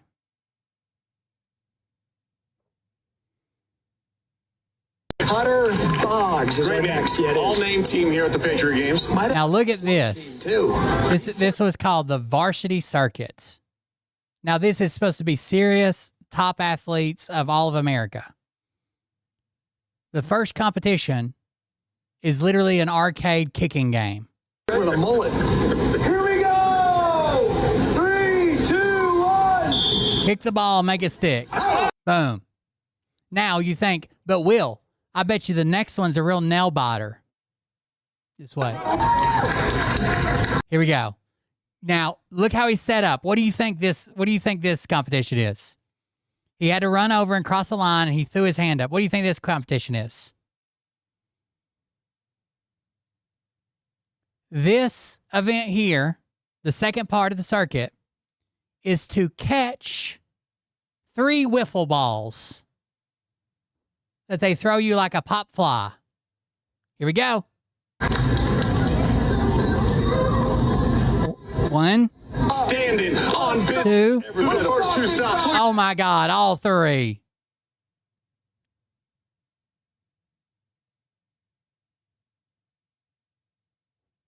Here he comes. It gets better, just wait. We're bringing him in. I like it. It's a strong. They hand him a football, and he does a ladder drill, back and forth. It's Cutter, not his. Clearly not a football player. He can't cut worth shit. Do it. Go on and get through that. Yes. Yes, now compose him. Compose him. Make it to the red line. There you go. There you go. Hey, throwing the football, okay. Boom. 3-pointer. Now what? Running right now. He's at 30. He just has to serve a volleyball? Seconds with 2 stations left to go. Not too high, not too high. Just follow through your target. Composure, Cutter. There we go. So he hit the ceiling with the first one, and immediately that was disqualified. The ceiling's not high enough. He just has to get a volleyball over the net anywhere on the other side. Calm his nerves back down. Now we're off. Hell yeah. He's gonna get under a minute. He's going. Oh, you just have to hit a ball off a tee in any direction whatsoever. Wait a second. Now we're off. There he goes. He's gonna get. So not a home run, not a fast pitch, not just hit a ball off a tee in any fucking direction at all. He's gonna get under a minute. He's gonna get under a minute. Yeah, just run with the bat through the ball. Got it. Come on, Cutter. Oh, run all the bases. Make it like Wade Boggs coming around third. Wait a second. Wade Boggs coming around. Come on, Cutter. First base. Go, Cutter. Make it like Second base. coming around third. Third base is home. That's how we right. That's how we play baseball in the States. 1, 2, 3 bases, you're safe. That's on. And then just jog to the finish line. Lefty top. What the fuck was that? I've seen better circuits set up when I was in PE in elementary school and it rained that day and we were supposed to go outside and they're like, oh, fuck. We had to get the parachute out and those little scooters that you scoot on your butt with. We're going to have to set something up. These kids are going to fucking rip us apart. It's raining. It's PE day. They didn't even have the right number of bases. One of the competitions was catch 3 balls.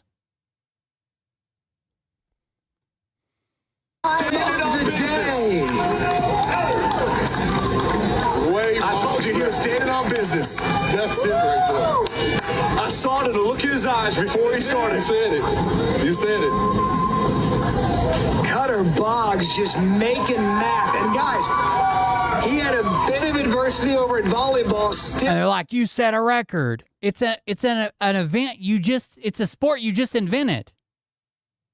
Everybody set a record. Hung the fastest time. Incredible. And that's because he got the 5 right away on soccer, and he got the throw right away on football. All right, Cutter. First of all, congratulations, fastest time in this event. Thank you. You get over to volleyball. A little bit of a trip up.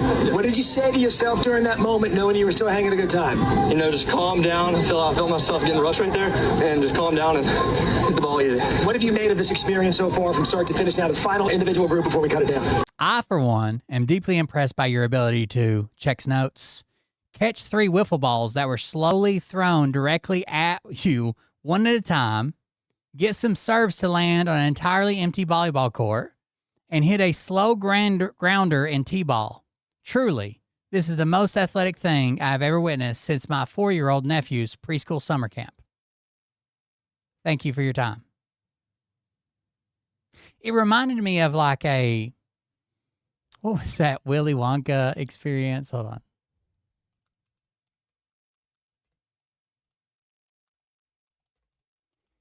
I've seen fucking better dog agility parks. You guys remember this?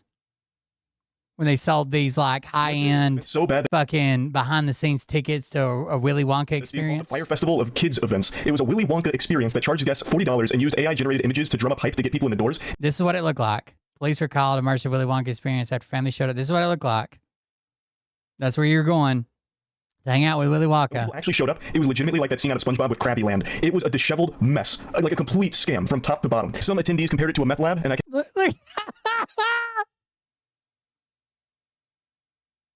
Oompa, oompa, oompa-dee-dee. can clearly see why, because this is absolutely just a meth lab that the creator just repurposed for his exhibit here at the Willy Wonka experience. This is supposed to be an Oompa Loompa at a flavor station or something, but man, the Oompa Loompa actor here looks miserable. I don't think I've ever seen someone look so visibly ashamed of the position they're in quite like this. This makes me feel bad, and I didn't even go to it. This hurts my feelings on like a deep level. I can feel the pain in my soul for this individual. Before they took down their website, this was the poster used to promote the Look at this poster.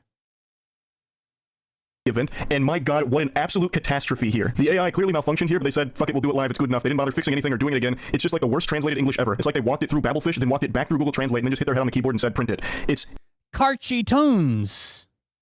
You guys know the little songs they do, the Carchy Tunes.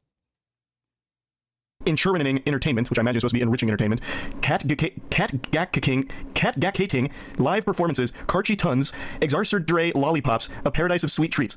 That's their marketing material. That was their fucking poster image. On the left is one of the images they use to get people excited. What the fuck does it? It was hand-picked student athletes, supposed to be based on meritocracy. For the Trump, but what the fuck does that have to do with participation trophy? To a 10, and on the right is what it actually looked like in person. It looks more low effort than a backyard mini golf course that a father would put together for his children. It actually looks like it just uses the sloppy seconds from whatever holiday sale Home Depot was doing over Christmas, and the creator just... It's got candy canes everywhere. Threw it all together in here and called it the Willy Wonka experience. It took place in a dirty warehouse they couldn't even bother cleaning, and here's just some more pictures of the space. They just had shit just hanging up. This looks like Epstein Island. Too many bar patterns. It's the most joyless place on earth. I love the bottom right one where it's actually just shower curtains, like just checkerboard shower curtains that he hung around. I guess it's supposed to be a maze or something. I don't really... Anyways. Back to the game coverage. We gotta get to the bottom of this. It's been a great experience. Met some amazing friends, and just want to thank you to God for this experience. God and Trump. Team, all performance team, 50 points. Maybe Trump, then God. We'll see. Got that West Virginia hat. Country road, take me home. Cutter Boggs is our next. Yeah, all-name team here at the Patriot Games. I don't know that this has to do with participation trophies. I think it has to do with who can suck Trump the hardest. All flow team too. It's not over. Let's see. Here's another one. Arizona's the greatest state because we got Arizona tea. Guam's the best state because they have fresh fruit, mango, pineapple, bananas, you name it. When I see her, I think Guam. Beaches are gorgeous, white sand and clean water. So if you ever want a beach day, you should go. Alabama is the #1 state in the entire United States of America because of Panama City Beach, seaside, and the football environment. Roll Tide! Roll Tide. Greatest state in the U.S. because not only do we have the most famous city in the world, Las Vegas, we also have beautiful national parks and so much outdoor activities to do. Hey, Okay, personally, I think Alaska's the greatest state because, like, guys, you can go down hills like Alyeska. Let me tell you right now, best place to go. Moose, caribou, like literally bears, you see them all the time. They have their little cubs, amazing. If you love wildlife and love nature, go here. All right, Minnesota's the best state because of the people and the compassion and the community that everyone brings, and also the schooling and BPS, and I love them, and also because it's the best state to live in by the census. It's Oh, I gotcha. Out of 6 on the scale, and it's amazing to live, and everybody. And what's crazy? These kids might be decent athletes. These are definitely not like this should have been like a combine thing. You know, have you guys ever watched the NFL combine where they're actually doing like fucking 40-yard dash and fucking leap and they've got them separated, like these are linebackers, these are running backs, these are fucking receivers, whatever. But like this should have been like strategic. There should have been entrance exams or something you had to do to get into it, not just send in a fucking video and be like, hey, you know, my parents voted for you. Is so happy. Let's go. Idaho is the coolest state to be from because we have potatoes and the French fry plant. You know, the Chick-fil-A fries that everybody loves, the crisscross. Yeah, we have that plant. I'm about 15 minutes away from it, so it's super cool. And it's amazing that we get to come and do cool stuff like this also.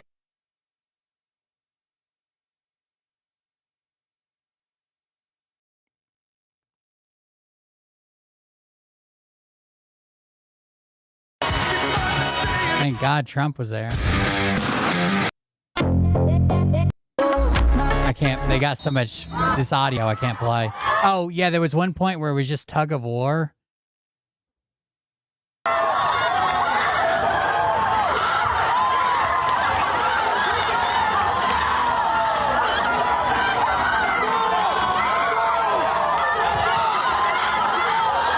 This isn't, the problem is this isn't like a top athlete thing. Like tug of war can help settle teams, but we're not on teams.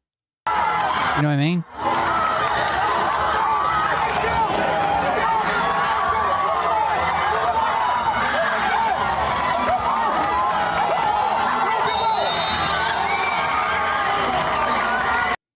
Arizona's the greatest. Oh, there's the backflip kid.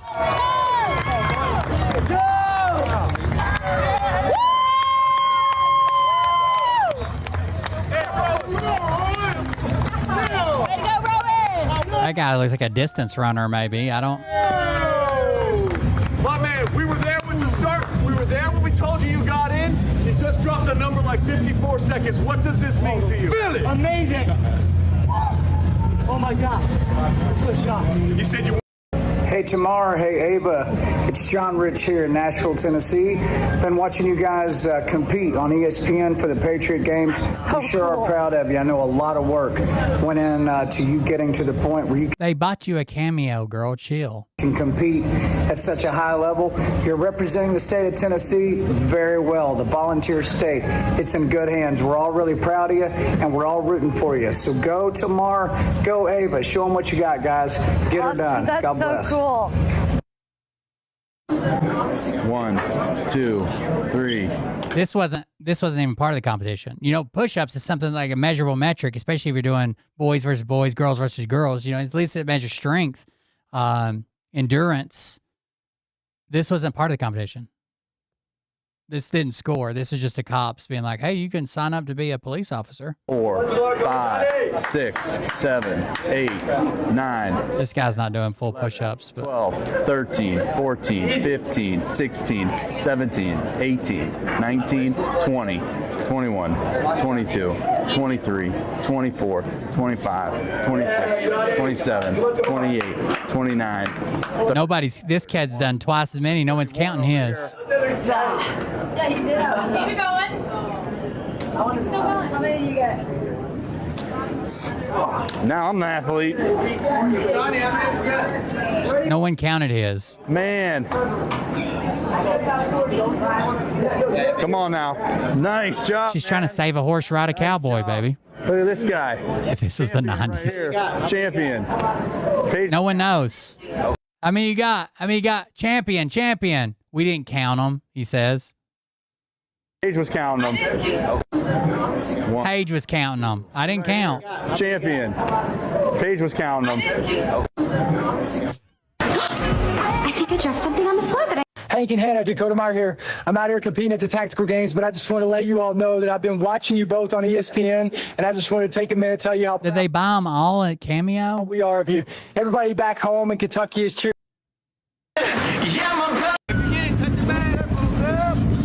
Oh, they had a kickball competition. This is cool, like team building, like get them to know each other. How do you score this? If we're doing individuals, top athlete, how the fuck do you score a kickball team, bro?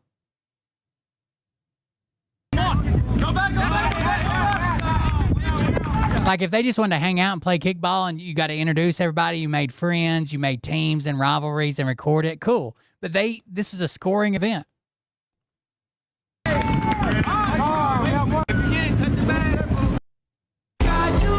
What point did you know? I can't do any of the ones with the audio unless we mute it.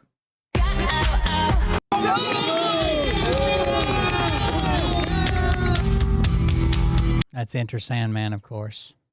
There you go. Let's talk about Oklahoma. Cities in Oklahoma, the state of Oklahoma, at the forefront of fighting against AI. You heard that right. Oklahoma, the bleeding edge of fighting against AI for your city or your town or your local municipality.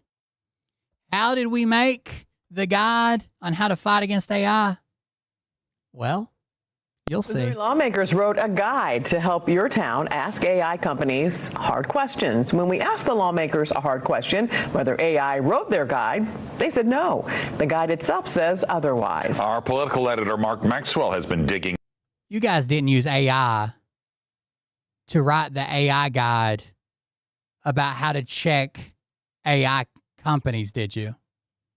Like, there's no way that you're going to deny it repeatedly. And then if you open the details in the file folder, it didn't list ChatGPT as the author of the file, did it? Like, that's not a thing that's going to happen almost immediately. Into this one with an assist from our technology department, Mark. Yeah, Mike and Kelly, lawmakers came to Lindenwood today to hand out this 14 pages, all meant to help your town negotiate with AI companies. Pretty useful stuff. It also has an oddly familiar layout, identical sections, bracketed blanks, the file. It's a stunt to begin with. They ought to be passing laws about AI companies. Don't let them fucking rape you and take tax breaks and do this and destroy your water and take over the power and shut down the grid. And, you know, they ought to be passing fucking laws doing their job. Instead, they're like, here's a guide to how every individual city can negotiate with a potential AI data center. Even, I've seen thousands of government documents, and this just didn't look like one.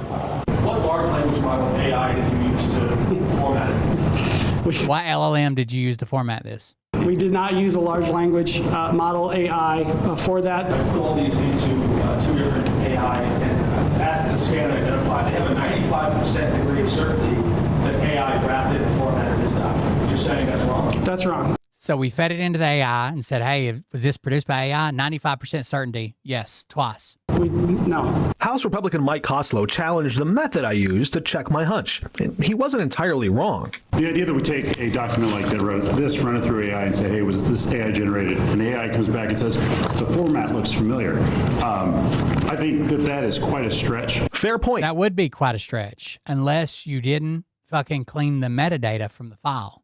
AI detectors just guess, but documents don't. So I took the file itself to Jeff Bailey, KSDK's head of technology, for a closer look at the metadata. There we go. Under it. Author OpenAI. What does that tell you? Author OpenAI. The author of this file is OpenAI. It was authored by OpenAI. That's the parent company of ChatGPT. It's just incredibly uniform. The sentence structure, even the file name looks like a file name that a Claude would spit out. All that's just a big coincidence. I came up with the file name. I also picked the colors myself. Those colors were picked by me. I do a lot of graphics work in my day job. All these questions seem to annoy House Republican Scott Miller. Who cares where it came from? Is the content good? The content tells Missouri towns get promises from the utility company in writing before breaking ground. claw back tax breaks if those jobs don't ever show up, and make a company prove the water will still work in a drought? All good questions asked 25 times in the exact same repetitive format. Those are good questions, but you just printed them out 25 times. This just looks like it came out. It did not. This is a lot of discernment. This is a lot of work. This is a lot of humans at the helm putting this together, including myself. But like even the So what they're refusing to acknowledge is, I'm sure people worked on this with ChatGPT, right?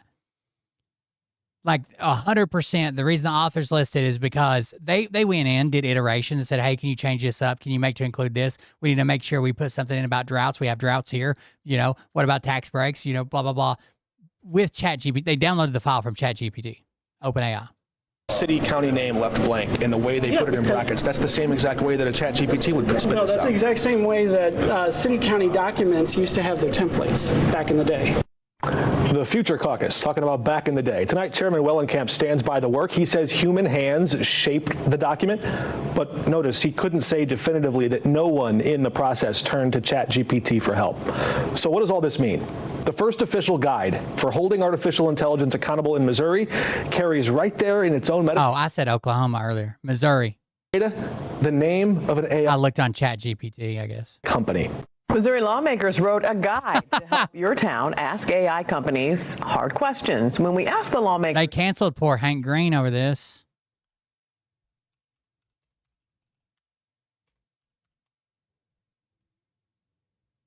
Missouri's getting a pass. The fuck out of here.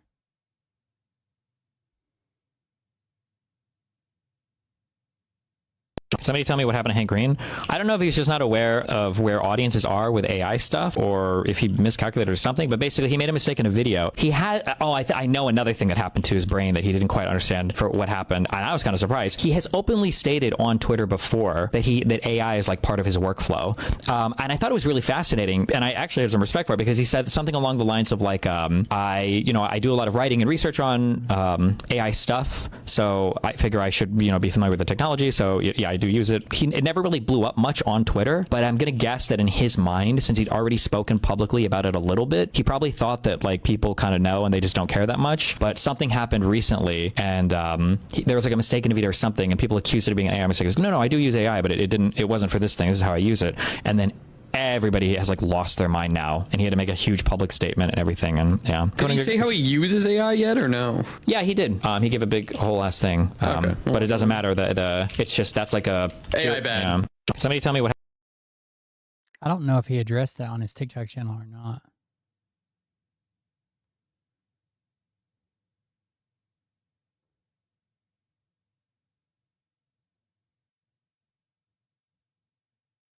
I think he made a text post that you have to go read.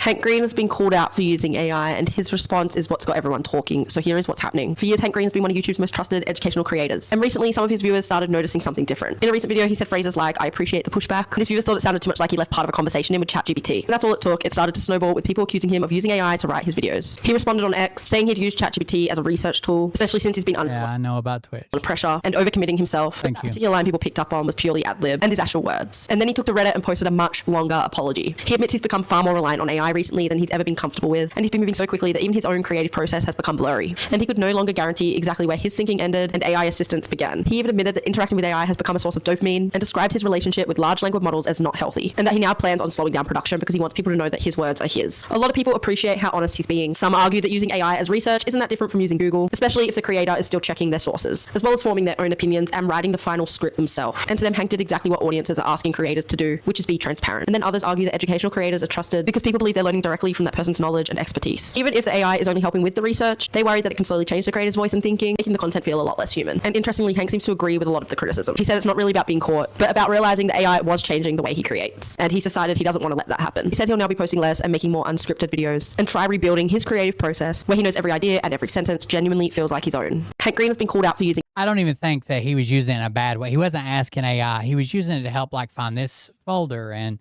Can you grab me this file? Is there a way? He said that he didn't even realize how many more research papers he could get access to rather than trying to Google search, Google search, Google search, Google search, Google search. You know what I mean? Just putting AI on the case and using it in a way to make him more productive. He wasn't using it in a way like it's their work and I'm just reading it. But still, it doesn't matter. Once it goes to Reddit, fucking Reddit will annihilate you for using AI. What about the Navy? How are they doing? March 11th, 2020. I'm a second class in the United States Navy, leaving for deployment on the USS Greenville. We pulled out of Pearl Harbor 2 days before the lockdown started with a 45-day food load. Plans to stop in Guam or Japan to do a port call, take on a full food load, and go and get on mission doing super cool, super secret squirrel submarine stuff. The pandemic happens. We're no longer allowed to pull in. We get sent directly out on mission. We run out of food twice. It is a 90-something day banger from sunlight to sunlight. Okay, I lost something like 15 or 20 pounds over the course of that deployment. It was one of the hardest, most anxiety-inducing, mentally demanding periods of my entire 10-year Navy career. Okay, when I say I am deeply concerned for my shipmates aboard the USS Abraham Lincoln, I mean it.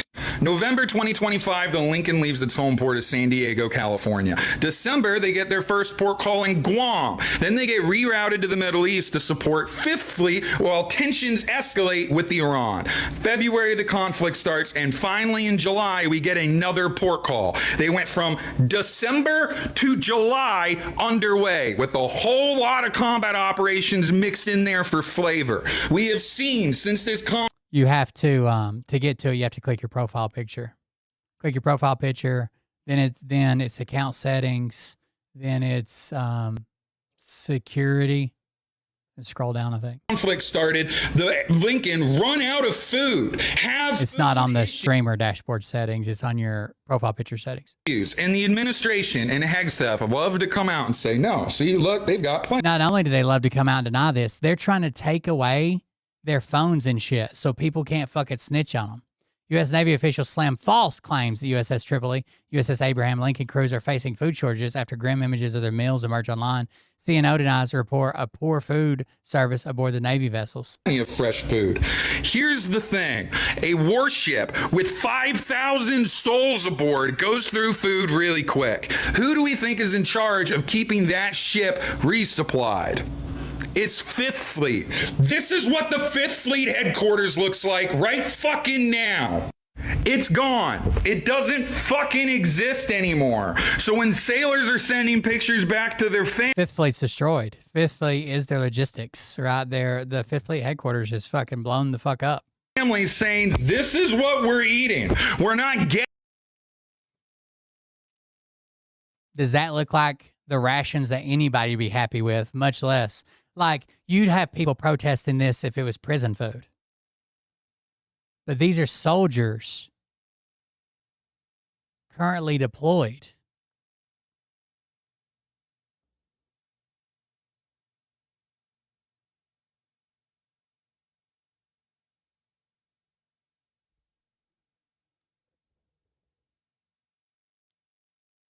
Getting letters, we're not getting packages because the logistics network that supports that ship and that strike group got fucked in the opening days of this war because Donald Trump and Pete Hegseth had no idea how to effectively plan this operation. There was this administration firing all Their soldiers talking about jumping overboard and shit. Like, it's getting bad.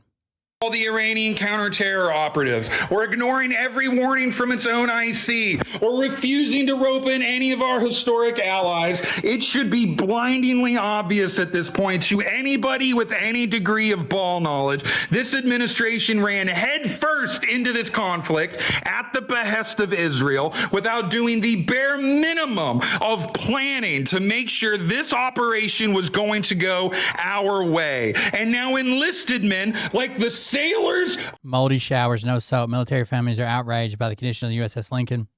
Aircraft carrier's long deployment in the Iran war is raising concerns that the sailors and Marines on board are facing poor conditions, low supplies, and fatigue. Moldy showers, no soap. Military families outraged. Moldy showers, food shortages, sailors running out of toothpaste, deodorant, and soap. on the Lincoln are the ones going to be caught holding the bag for this administration's incompetence. And they're going to be encouraged to like, oh, that's part of it. You just got to toughen up. Back when I was, your rank, we had to walk uphill both ways to the boat. It's fucking disgusting. Anybody that speaks out will basically be labeled like a fucking troublemaker and shit. And place for disciplinary review. You basically end your career. If you want promotion and shit, you're fucking done. Like it's gonna be bad. And the mentality is, when I was in the military, anybody that's been in the military will tell you the military mentality is just like, suck it up. It makes you stronger. You'll be better for this. Blah blah blah. There's a big running joke that like getting fucked is like what makes you strong enough to be in the military. You shouldn't be getting fucked all the time. Not like Derek Johnson claimed that Obama soldiers fucked him. That's different. Getting fucked over, I should say. 6 American sailors attempted suicide on the USS Abraham Lincoln by jumping overboard. That's how bad conditions have become, and that's how awful the management of the U.S. Navy and other military assets has been by Pete Hegseth during the Iran War, which is a total disaster. Now, as someone who is a combat veteran and has experience in this, I can tell you that if you have no defined mission, you have no actual end date, and you have no idea when you'll ever see your family again, on top of the fact that they're serving this kind of disgusting, nasty food, trust me, that is really, really bad for morale. And when you have this situation, it just goes to show, on top of everything else, whether it's the Pentagon running out of money, whether it's pissing away Patriot missiles, whether it's, depleting our entire inventory of ballistic missiles, on and on and on, it is in a crisis mode in our military, which is a huge, huge risk to the national security of the United States, but also our allies and partners. Somebody's going to try us. Somebody's going to do something. Unbelievable. I feel bad for the families, and this comes on the heels of them, being on a conference call recently, thousands of them, with the Secretary of the Navy and screaming at him about what's going on. And all we see, I guarantee you, as we have again and again and again, are lies, deception, and, misleading from Sean Parnell at the Pentagon, Pete Hegseth, Donald Trump, all of them. Just watch. 6 American sailors attempt. Families of the 5,000 sailors and Marines facing horrific conditions on an aircraft carrier that's deployed to the war in Iran confronted the acting Secretary of the Navy at a fiery town hall last week. That's according to 2 sources who attended the meeting who I spoke with. I first reported about the conditions on the USS Lincoln last week after speaking to about a dozen of the family members of the Marines and sailors on board. They told me about things like non-operational toilets, moldy showers, and the ship's store lacking basic hygiene products like toothpaste, soap, and deodorant. The Lincoln's deployment appears to be extended for a second time, and they just hit a modern-day record in the Navy for the most continuous days at sea, topping 200 days. Many of the family members who spoke up at the meeting were crying about the lack of hygiene products on board, and they say that they're also really worried about the fact that these long hours with very little breaks could lead to exhaustion, which could potentially lead to accidents. At times, the family members were crying in the meeting, saying that they were really worried about the fact that their loved ones were facing food shortages and also shortages in basic supplies. At one point, a woman actually said that she found it difficult to be proud of her husband's service because he had actually been questioning the mission after he had seen several news reports about innocent civilians being killed in Iran. Her comment was met with applause from the audience. Now, Navy leaders said that they're planning on sending the USS Theodore Roosevelt, another aircraft carrier in the region, to relieve the Lincoln, but they couldn't give a definitive timeline about when that would happen or when the Lincoln would come home. But they did say that they're committed to improving the conditions on the Lincoln while they continue to fight in this war that has no clear end in sight. Families. No timeline, but they're supposedly sending the Roosevelt Carrier Strike Group to replace the Lincoln. Finally happening. Our courageous Navy sailors are revolting against Donald Trump and his unlawful war. That's right. Our Navy sailors aboard those super carriers in the Middle East have been telling their family members how atrocious their conditions are, how they hate being complicit in war crimes, how they fear they are going to die. The guy that actually went overboard and was fished out, I think his name was Loma. I can't remember, but he'll probably end up getting a fucking dishonorable discharge. He's got like 13 or 14 years in. Just fucking lost it in jumps. 20 years you retire. You know what I mean? Like he's on the downhill side of headed into fucking retirement. On these super carriers, and these are carriers that have been out at sea on deployments for record-setting times as morale is at an all-time low.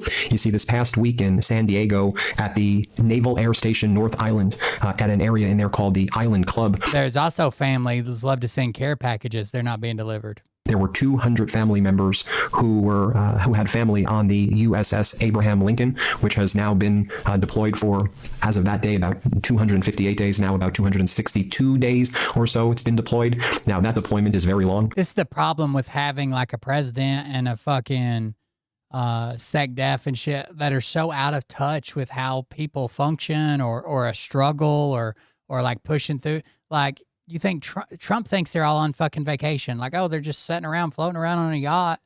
We just send them food, right? We got planes. We got fucking electric boats and sharks.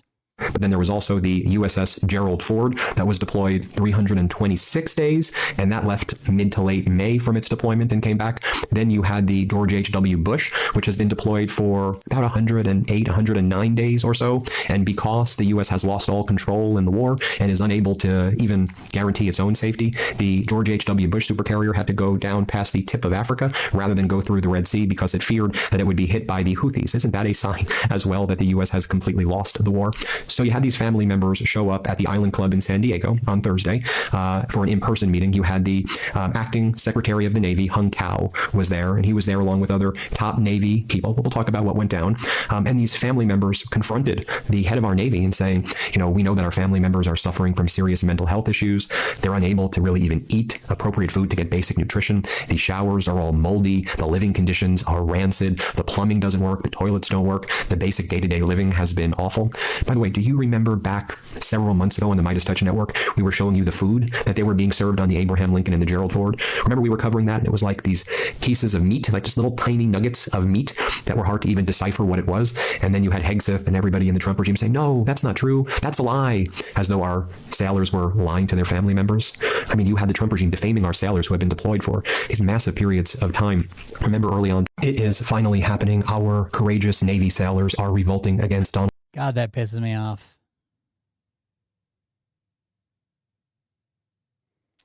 But I guess that's where we're at, folks. I don't know what to tell you.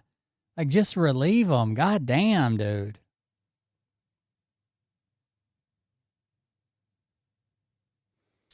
The CIA had low confidence in the Iranian threat before they switched Trump planes. Yeah, I honestly think maybe Israel just lied about it. Oh, we saw somebody with a shoulder-fired missile in town, and they know where you're at.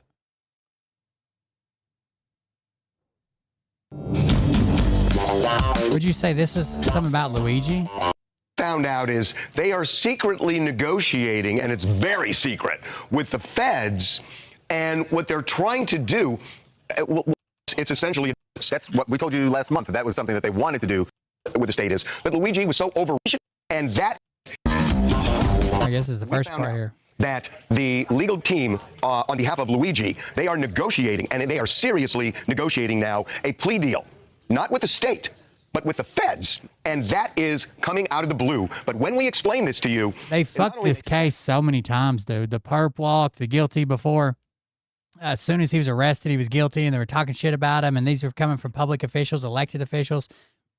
The search, the seizure, the holding him, the everything. They fucked it up so much, dude. But it's kind of brilliant. Right, because the state case is the one that is starting first. That's the one that's scheduled to start within the next couple of months. But the plea deal with the feds... Well, we should just explain, though, that the problem with the state case is, what they really want to say, if they have to go to trial with the state, is that Luigi was so overwrought with anger over corporate greed and what was going on with healthcare, that, yeah, he shouldn't have done what he did, but he did it because he was suffering from this extreme emotional disturbance. That's what we told you last month, that was something that they wanted to do. They decided not to do that because it would create a problem in the federal case. In the federal case, it's essentially admitting you're guilty, and you don't have that defense available, which mitigates the crime. So they were boxed in. So what we found out is they are secretly negotiating, and it's very secret, with the feds, and what they're trying to do, will explain is that they may reach a plea deal where he actually pleads guilty to murder. Now you would think, what kind of a plea deal is that? Because that's what he's charged with. But they would make it an open plea, which means that they wouldn't agree to any possible sentencing. And they'd leave it to the judge. Right. But they would have an opportunity. There would be an extensive hearing with the judge where they could present what they would describe as mitigating circumstances to the judge in hopes of getting a lesser sentence. And something less than. And the mitigating circumstances are exactly what they would have done in the state case, which is this extreme emotional defense argument that is not available at trial in the federal case. So the hope would be in sentencing, you can do it. Right, so the hope would be that he gets something less than life in prison. But I don't even think that's even the better part of this deal for him. If they actually strike this plea deal, the better part is that if there is a resolution of a federal case, and then New York State wants to then try him for the same offense, murder, there is legal precedent that constitutes double jeopardy. And if the feds go first, the state cannot. The plea deal with the feds happens first. There's no state trial. That's the brilliant. This is the brilliance of it. It's not old law. This is Paul Manafort had this exact thing happen to him. He's convicted in federal court in 2019. The state in New York, no less, which is where Luigi is, tried to prosecute him, and a judge said, absolutely not. This violates double jeopardy. It was appealed and upheld on appeal. So this is pretty strong law that he will not be able to be subject to the state prosecution if he resolves the federal prosecution. What we're essentially saying is, if they strike this plea deal, there will be no trials. I think there will be no trials. Right, but that's the brilliant part. Now, it's possible that the state decides to go forward and says it doesn't buy this Manafort analogy, but then it opens up. You can do the extreme emotional disturbance. There's no risk. The federal case is over. It's been resolved already. I'm worried though that in federal court, if he goes in on an open sentence and he raises all this healthcare, I hate the healthcare system, I hate corporate greed, mitigating circumstances, you're in front of a very sober, professional federal judge who may not be very sympathetic to these types of arguments, and life in prison will be on the table right there. Right. And he's going in open block, no recommendation for the prosecution. Here's the problem. Here's the thing. Sometimes you are left with no good options, and they don't have a lot of good options in this case. Taking the best leverage to say it's going to be open. You're rolling the dice, but give me a better option for Luigi Mangione than this. No, I think you're exactly right. This is the best play that they have. These are the cards they're dealt, and this is the play they should make. But I do think there's a lot of risk in front of a federal court judge, unless you get someone very progressive like Joyce Romanian or someone who is younger and hipper and maybe solicitous to these arguments. I don't know. And you got a guy in his 20s who did this, who has a diary, which when you look at the diary, the prosecution in the state case really wants to use this diary to show premeditation, but it also shows his anger toward the healthcare system, and it's almost like, this is not exactly it, but it's like a temporary insanity defense. It's like a diminished capacity defense, that you are so crazed that you do something that is wrong, but there are reasons you did it that don't justify it, but they mitigate. If they pull this off, legally speaking, is a brilliant move. Because I was just thinking the other day when he had his hearing, and I was thinking in the morning, how in the world do they get around, one, everything in the diary, and two, and maybe I have that backwards, the video of him walking up and actually opening fire and killing Brian Thompson. Like, how do you get around that? And you can't. And so, like you said, you're left with the worst option. It's almost like, and I'm not trying to diminish this, like a cartoon where you see like the Wile E. Coyote kind of trapping the Roadrunner, and somehow the Roadrunner gets away. That's right. And the Roadrunner always gets away, though, right? He's not going to get away. He's going to go to prison. He's going to go to prison. The judge, whatever that open sentence is, he's going to go to prison. I think likely. The last thing I worry about is 30 years is less than life. Sure. And if what you're looking at is,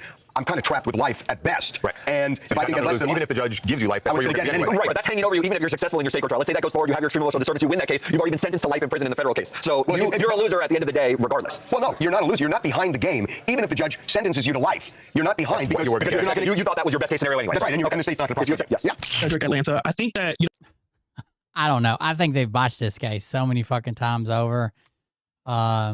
It'd be hard to get a fucking jury to come around on that. I might take it to fucking trial.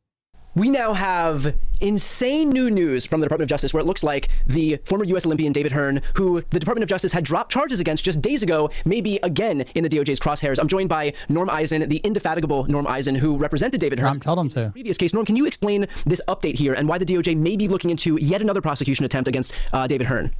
I would explain it as outrageous, retaliatory, harassing, and wrong. Davey Hearn, who my colleagues and I at Democracy Defenders Fund have been representing, got the news from reporters today that after DOJ dropped his case and admitted there was no evidence, the U.S. Attorney's Office in D.C. made that extraordinary filing to dismiss the case, and the judge has dismissed the case. According to media reports, the Department of Justice has been asked to look at whether he could be charged again, perhaps with a misdemeanor. It's so outrageous. I hope DOJ won't do it. Davey hopes they won't do it. But my co-counsel and I, Mary Dorman at the Washington Litigation Group, and Steve Levine at Steptoe are ready to continue doing battle. It's all the more reason that we're asking the court to dismiss Davey's case with prejudice. That means DOJ can never bring it again. Boy, they really provided Exhibit A for our motion with these news leaks today. Quick side note here. As you know, I've been making videos like this for a decade now. I've never paywalled any of my content. I never will. But this is the one time that I'll ask for some support. I'd like to try and hit the New York Times bestseller list this week for my new book, The Day After. If you haven't yet grabbed a copy, please click the link on the screen, in the post description, in the comments, or go to briantylercohen.com/book. I really appreciate it. This has become a recurring theme with this administration where they have done the same thing that they're doing with your client, Davey Hearn, to to Kilmar Abrego Garcia, where they have a federal official go into court and say that his deportation was the result of administrative error, and then the Trump administration goes after him anyway. And so can you talk about the difference here in the chasm, I should say, between what a normal DOJ should do, which is try to prosecute these cases on the merits when it's worth doing, and what this Department of Justice does, which is just try to make an example out of people who ultimately just hurt Donald Trump's ego by virtue of acting as a counter to his narrative? Well, Davey simply touched the reflecting pool. And starting the day after he was charged, we filed motion after motion proving that he was innocent. Our very first motion, July 10th, had photographic evidence, including relying on the Department of Justice's own evidence showing that the pool was unchanged before and after he touched it. And then we filed motion after motion hammering that his innocence was well established.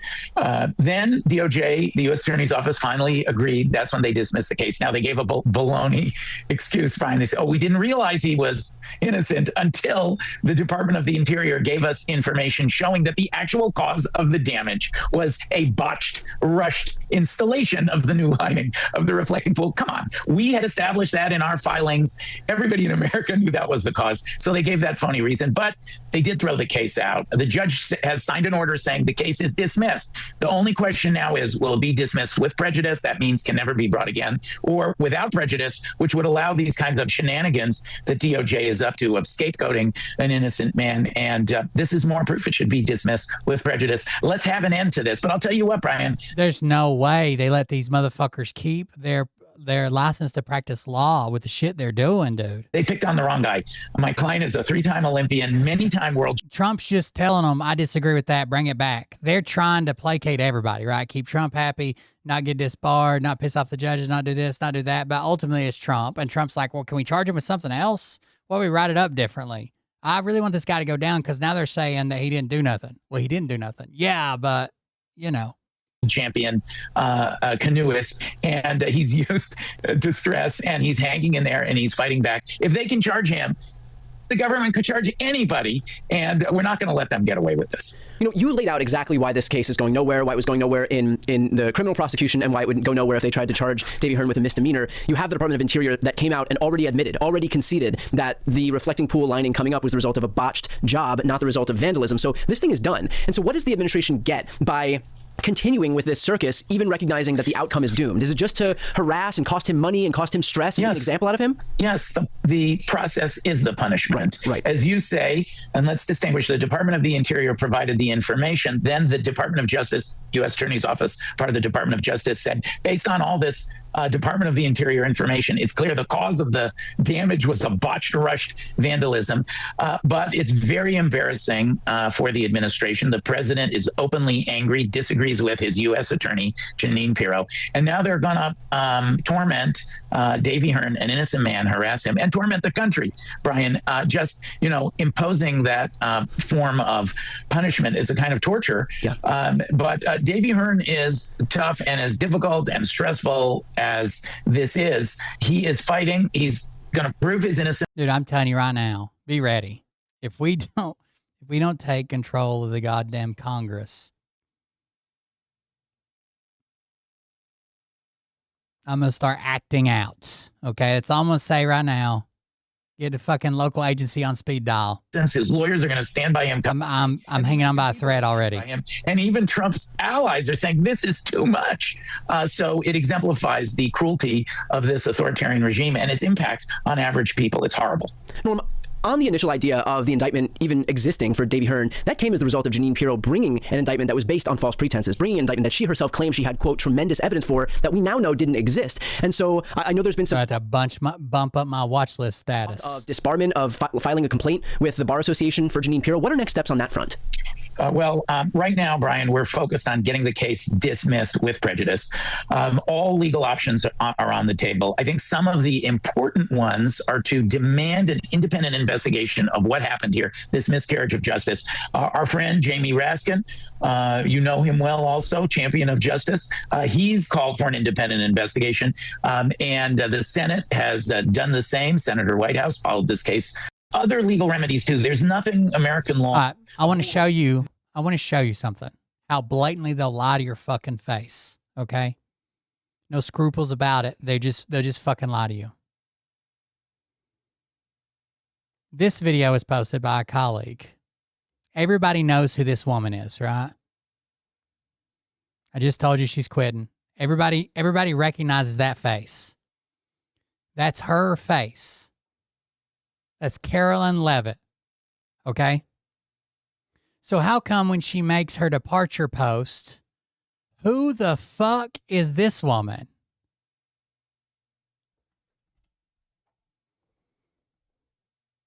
Who the fuck is that?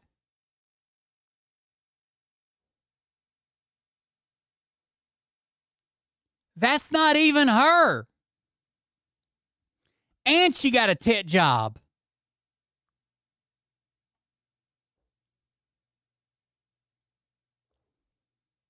This is from her own post.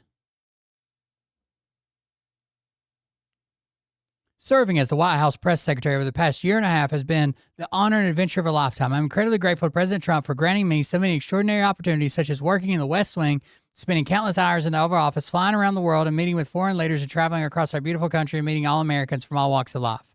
Most of all, I'm thankful to the President for entrusting me with this distinctive privilege of speaking on his behalf at the White House podium. I have spoken with great pride about the many historic accomplishments of the administration. I have relished holding the liberal media accountable.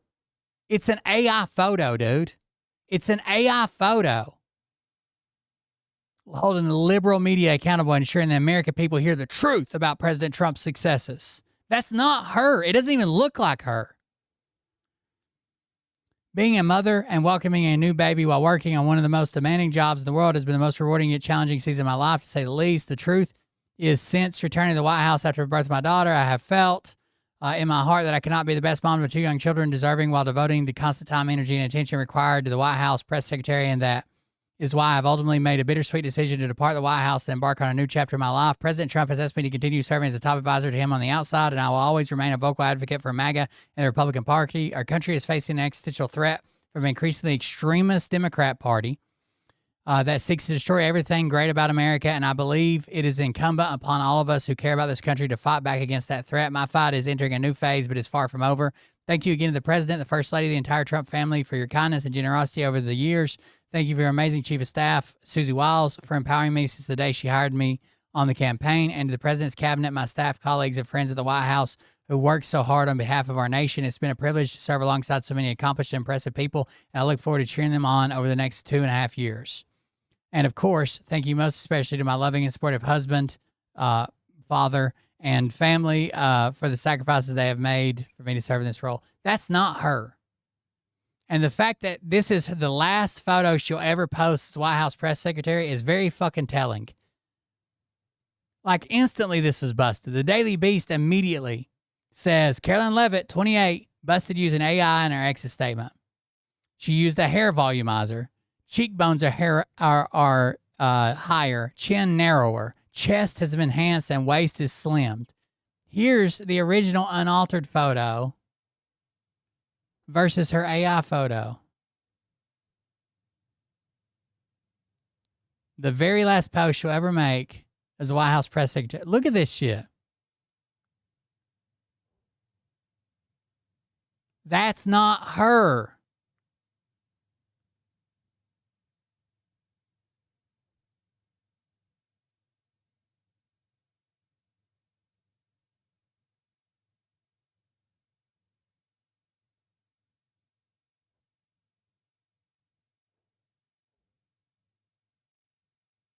And then talk about calling out the liberal media lies. All right, we're learning that when Donald Trump snuck off Air Force One in a catering truck last month, turns out he wasn't alone. The Washington Post reports the Deputy Chief of Staff, Dan Scavino, Executive Assistant and Trump's, quote, human printer, Natalie Harp, and also the Director of Oval Office Operations, Walt Malla, all joined Trump inside that catering truck, headed for a separate plane, while the Secretary of Defense, Pete Hegseth, boarded the flight using the plane's external stairs. Meanwhile, Secretary of State Marco Rubio and Secretary of the Treasury, Scott Bessent, were sent on the decoy flight, along with Policy Advisor Stephen Miller and Communications Director Stephen Chung. Oh, and the White House press corps, who thought... Dude, it's honestly a toss-up. Like, I want Trump going down in flames, but I'd have taken either one if that's all. If we could only have one. And reported that Donald Trump was on board with them. But they all very well may have been in some serious danger. U.S. officials told the New York Times this, that there were multiple streams of information on potential threats, including someone in the vicinity of the NATO summit spotted with a shoulder-fire missile. However, there was new reporting from the Washington Post that the CIA was skeptical of the threat before putting Donald Trump on that secret flight. One U.S. official said, quote, the reports of threats against Donald Trump's life Israeli derived, not U.S. generated, and they were viewed as low confidence. Last night, reporters pressed Donald Trump on his deceptive maneuver. They wanted me to go on a different flight, a different plane, equal safety, but they wanted me to do it, so I do it. I do what they say. Why did they want you to do that? I guess there was a threat out there. I didn't really ask so much about it. I got a lot of threats. Why was it too dangerous for you to fly on Air Force One? Well, I don't know. I think actually the plane that I flew on was at greater risk. I think it was at greater risk because that would be the plane I think that they would be more likely to go for. The one they didn't know I was on. You gotta be kidding. Makes sense. With all of this new information coming out about this incident, journalist Garrett Graff details this. The Russian nesting dolls of scandal within the Air Force One scandal. The scandals within scandals within scandals, including corner cutting on presidential security, an attack on freedom of the press, and the ongoing risk of Trump's war with Iran. Quote, this isn't a laughable operation to sneak away from the press in a catering truck. This was high-stakes presidential gamble with global stability and nuclear war hanging in the balance that indicates anew how much Trump's ego and corruption undermines our security at home and abroad. Garrett Graff is the author of the Doomsday Scenario newsletter, and he joins me now. Garrett, you called this, and I love this, a Russian nesting doll of scandals. So let's start with the outer shell of the scandals within scandals and scandals, the Qatari jet. Go for it. Yeah. So, I mean, it's important to remember why we ended up in a situation where Donald Trump was trying to scramble to get air transport out of the NATO summit in Turkey. And that begins with his acceptance of this wholly inappropriate $500 million Qatari 747 that he wants from the royal family, that he accepted last year, that may or may not be coming with him to his presidential foundation and museum, that he had the Air Force retrofit and repaint to become his new Air Force One, his new presidential plane that was debuted months earlier than it could possibly be securely. And we were told it was perfect. There was no difference. There was all the capabilities were there. It had been gone through with a fine-tooth comb. There was no difference between this except it was nicer. It wasn't. Fly to this NATO summit at the beginning of July. And I think Israel probably played it up quite a bit. I'm not saying there's not a plot. I'm sure Iran has Trump on a list and blah, blah, blah, whatever. I'd say they probably played it up. They need good favor and to keep that good favor with Trump. And what we now understand is that that plane lacked some of the basic defensive capabilities that are normally part of the presidential fleet, which is how you end up with the president trying to leave Turkey aboard what was then the backup jet, this long-standing blue and white 747, traditionally known as Air Force One. Right after he got back from Turkey, he wrote on social media about a standing, what's called dead man switch order that he left to decimate Iran, his words, potentially a reference to nuclear missiles. How seriously should we take that? How dangerous could that make the president's international travel? This doesn't work. You can't just leave like, oh, they killed me, kill them all. For not just the people on board that old Air Force One, but everybody. Yeah, and this is sort of one of the parts of this story that I think we're better understanding only in hindsight. I mean, there is so much in Trump's presidency that is sort of weird in real time that why it's weird and what its significance ends up being really only comes apparent as future details are known. This is a situation where we now understand that there was, what the military and the Secret Service took very seriously as a threat leaving Turkey. And the president comes home after this decoy flight, which again, we didn't know about at the time, and makes this very weird weekend oblique reference to the idea that there are thousands of American nuclear missiles on standby in the event that something happens to him. And now we can understand that that was a threat and potentially a conversation that Donald Trump had as part of this Iranian threat upon his departure from Turkey.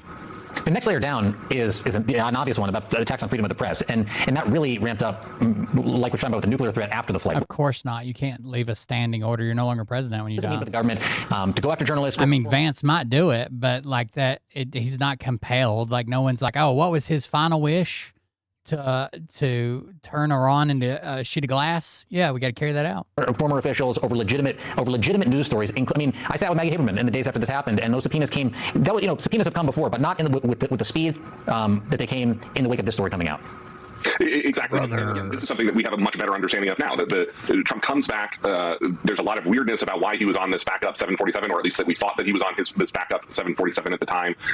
Comes back. The New York Times breaks the news that there was this potential threat and that the new Qatari jet lacked defensive capabilities. That throws the White House into a spiral. You see this very strange and I think it's fair to say unprecedented, urgent leak investigation unfold, where FBI Director Kash Patel is pulled off of a weekend junket to Chicago. Brought to the White House, right? War room. It brought to the White House, set up a war room with White House Chief of Staff Susie Wiles, and they end up subpoenaing the New York Times journalists who made this original reporting, and then ends up sort of falling apart in this very shambolic and embarrassing series of court proceedings where the government is forced to admit that it had actually not pursued any other investigative avenues prior to subpoenaing a journalist, as U.S. policy is supposed to have them do. It's also extraordinary, and it's also very serious and consequential. And Garrett Graff, you have broken it down like nobody else that I have seen. So thank you so much for being here. Appreciate it. My pleasure. It's a very weird story, and it's a lot more troubling than I think a lot of people are understanding. There's no doubt about that. What if I told you he went on a nationally syndicated broadcast that everybody's looked at, and he just casually admits to a federal crime? Would that surprise you, chap?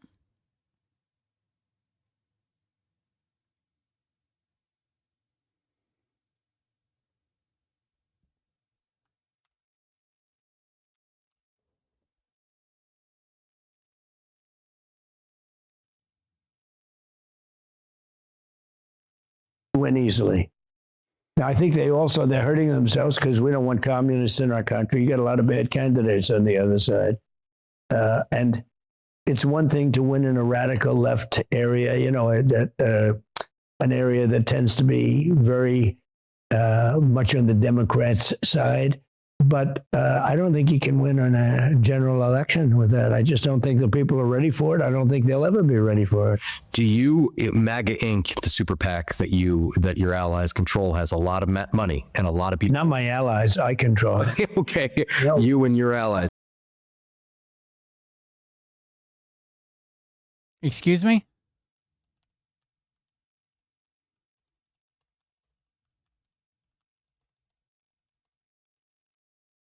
The only reason a super PAC's even allowed to exist is because they can have no direct connection or orders or anything from the candidate. They're separate. Like, they want Trump to get elected. They can't take orders. They can't take recommendations. They can't take specifics. They can't take ads. They can't take ideas. They have to be separate. Even though their goal is to make Trump win, they cannot be directly affiliated in any way, shape, or form with the candidate or his campaign. And he's like, no, I control it. And the guy's like, oh, well, you and your allies. On the other side. And it's one thing to win in a radical left area, you know, an area that tends to be very much on the Democrats' side.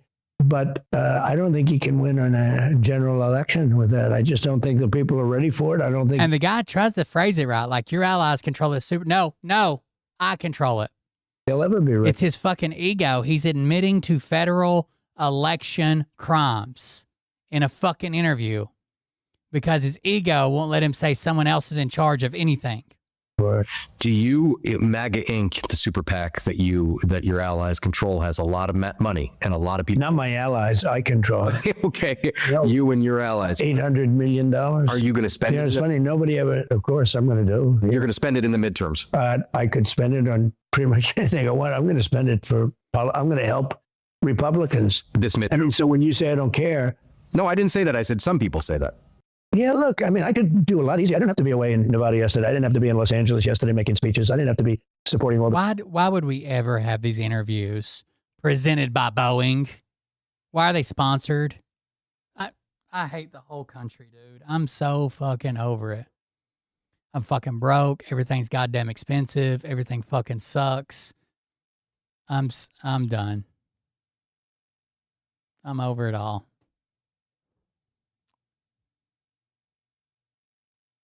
Anyways, it's 1 a.m. here. Thank you guys for joining us. Thank you for being here. Support the show if you want to. BuyMeACoffee.com/coldbeer. Shout out to Winkler. Thank you for the donation. I appreciate that. I'll make sure to put it to good use. You guys have a good night, and I'll see you in the next one. Talk to you later. But I can tell you this about if this douchebag happens to see this particular show, you don't have the forking balls to call out the people on this planet by name and tell them exactly who they are and tell them the rest of the world who they are. You don't have the forking balls. You don't have the balls. Okay, Scott. Here we go. I think I started some shit. Piss them off, it's about to get lit. Get the place in the best, you know that stage is set. You better buckle up, cause you ain't seen none yet. Here we go, I think I started some shit. Piss them off, it's about to get lit. Get the place in the best, you know that stage is set. You better buckle up, cause you ain't seen none yet. And they say that I'm a lunatic. Well, listen, bitch, I came equipped with a quick wit and a 6th sense for the stupid shit. Where my true believers? Y'all need Jesus. Praise the Lord, head to the extreme. All these false fucking prophets who profit off of gossip. Worshipping drums, cocking, begging for a throat deposit. Swinging fucking meat hammers like Thor in a thong. He's strapped to the shaft, beating his chest like he's King Kong. Starving for attention, I'ma make your gut burst. I'll be your huckleberry, I can quench that thirst. Baby eating lizard people, alien sex. What's next? Trump in a dress, fucking Flynn on his desk. A retard in a vest, climbing up 5G towers. Cause you told him if he did, he'd get fucking superpowers. Here we go, I think I started some shit. Piss them off, it's about to get lit. Get the place in the best, you know that stage is set. You better buckle up, cause you ain't seen none yet. Here we go, I think I started some shit. Piss them off, it's about to get lit. Get the place in the best, you know that stage is set. You better buckle up, cause you ain't seen none yet. I used to find clues too when I was high on shrooms. I found myself a tunnel that led to Jason Q's bedroom. Open his closet, I found some of his meat rockets. I strapped it to my shoes.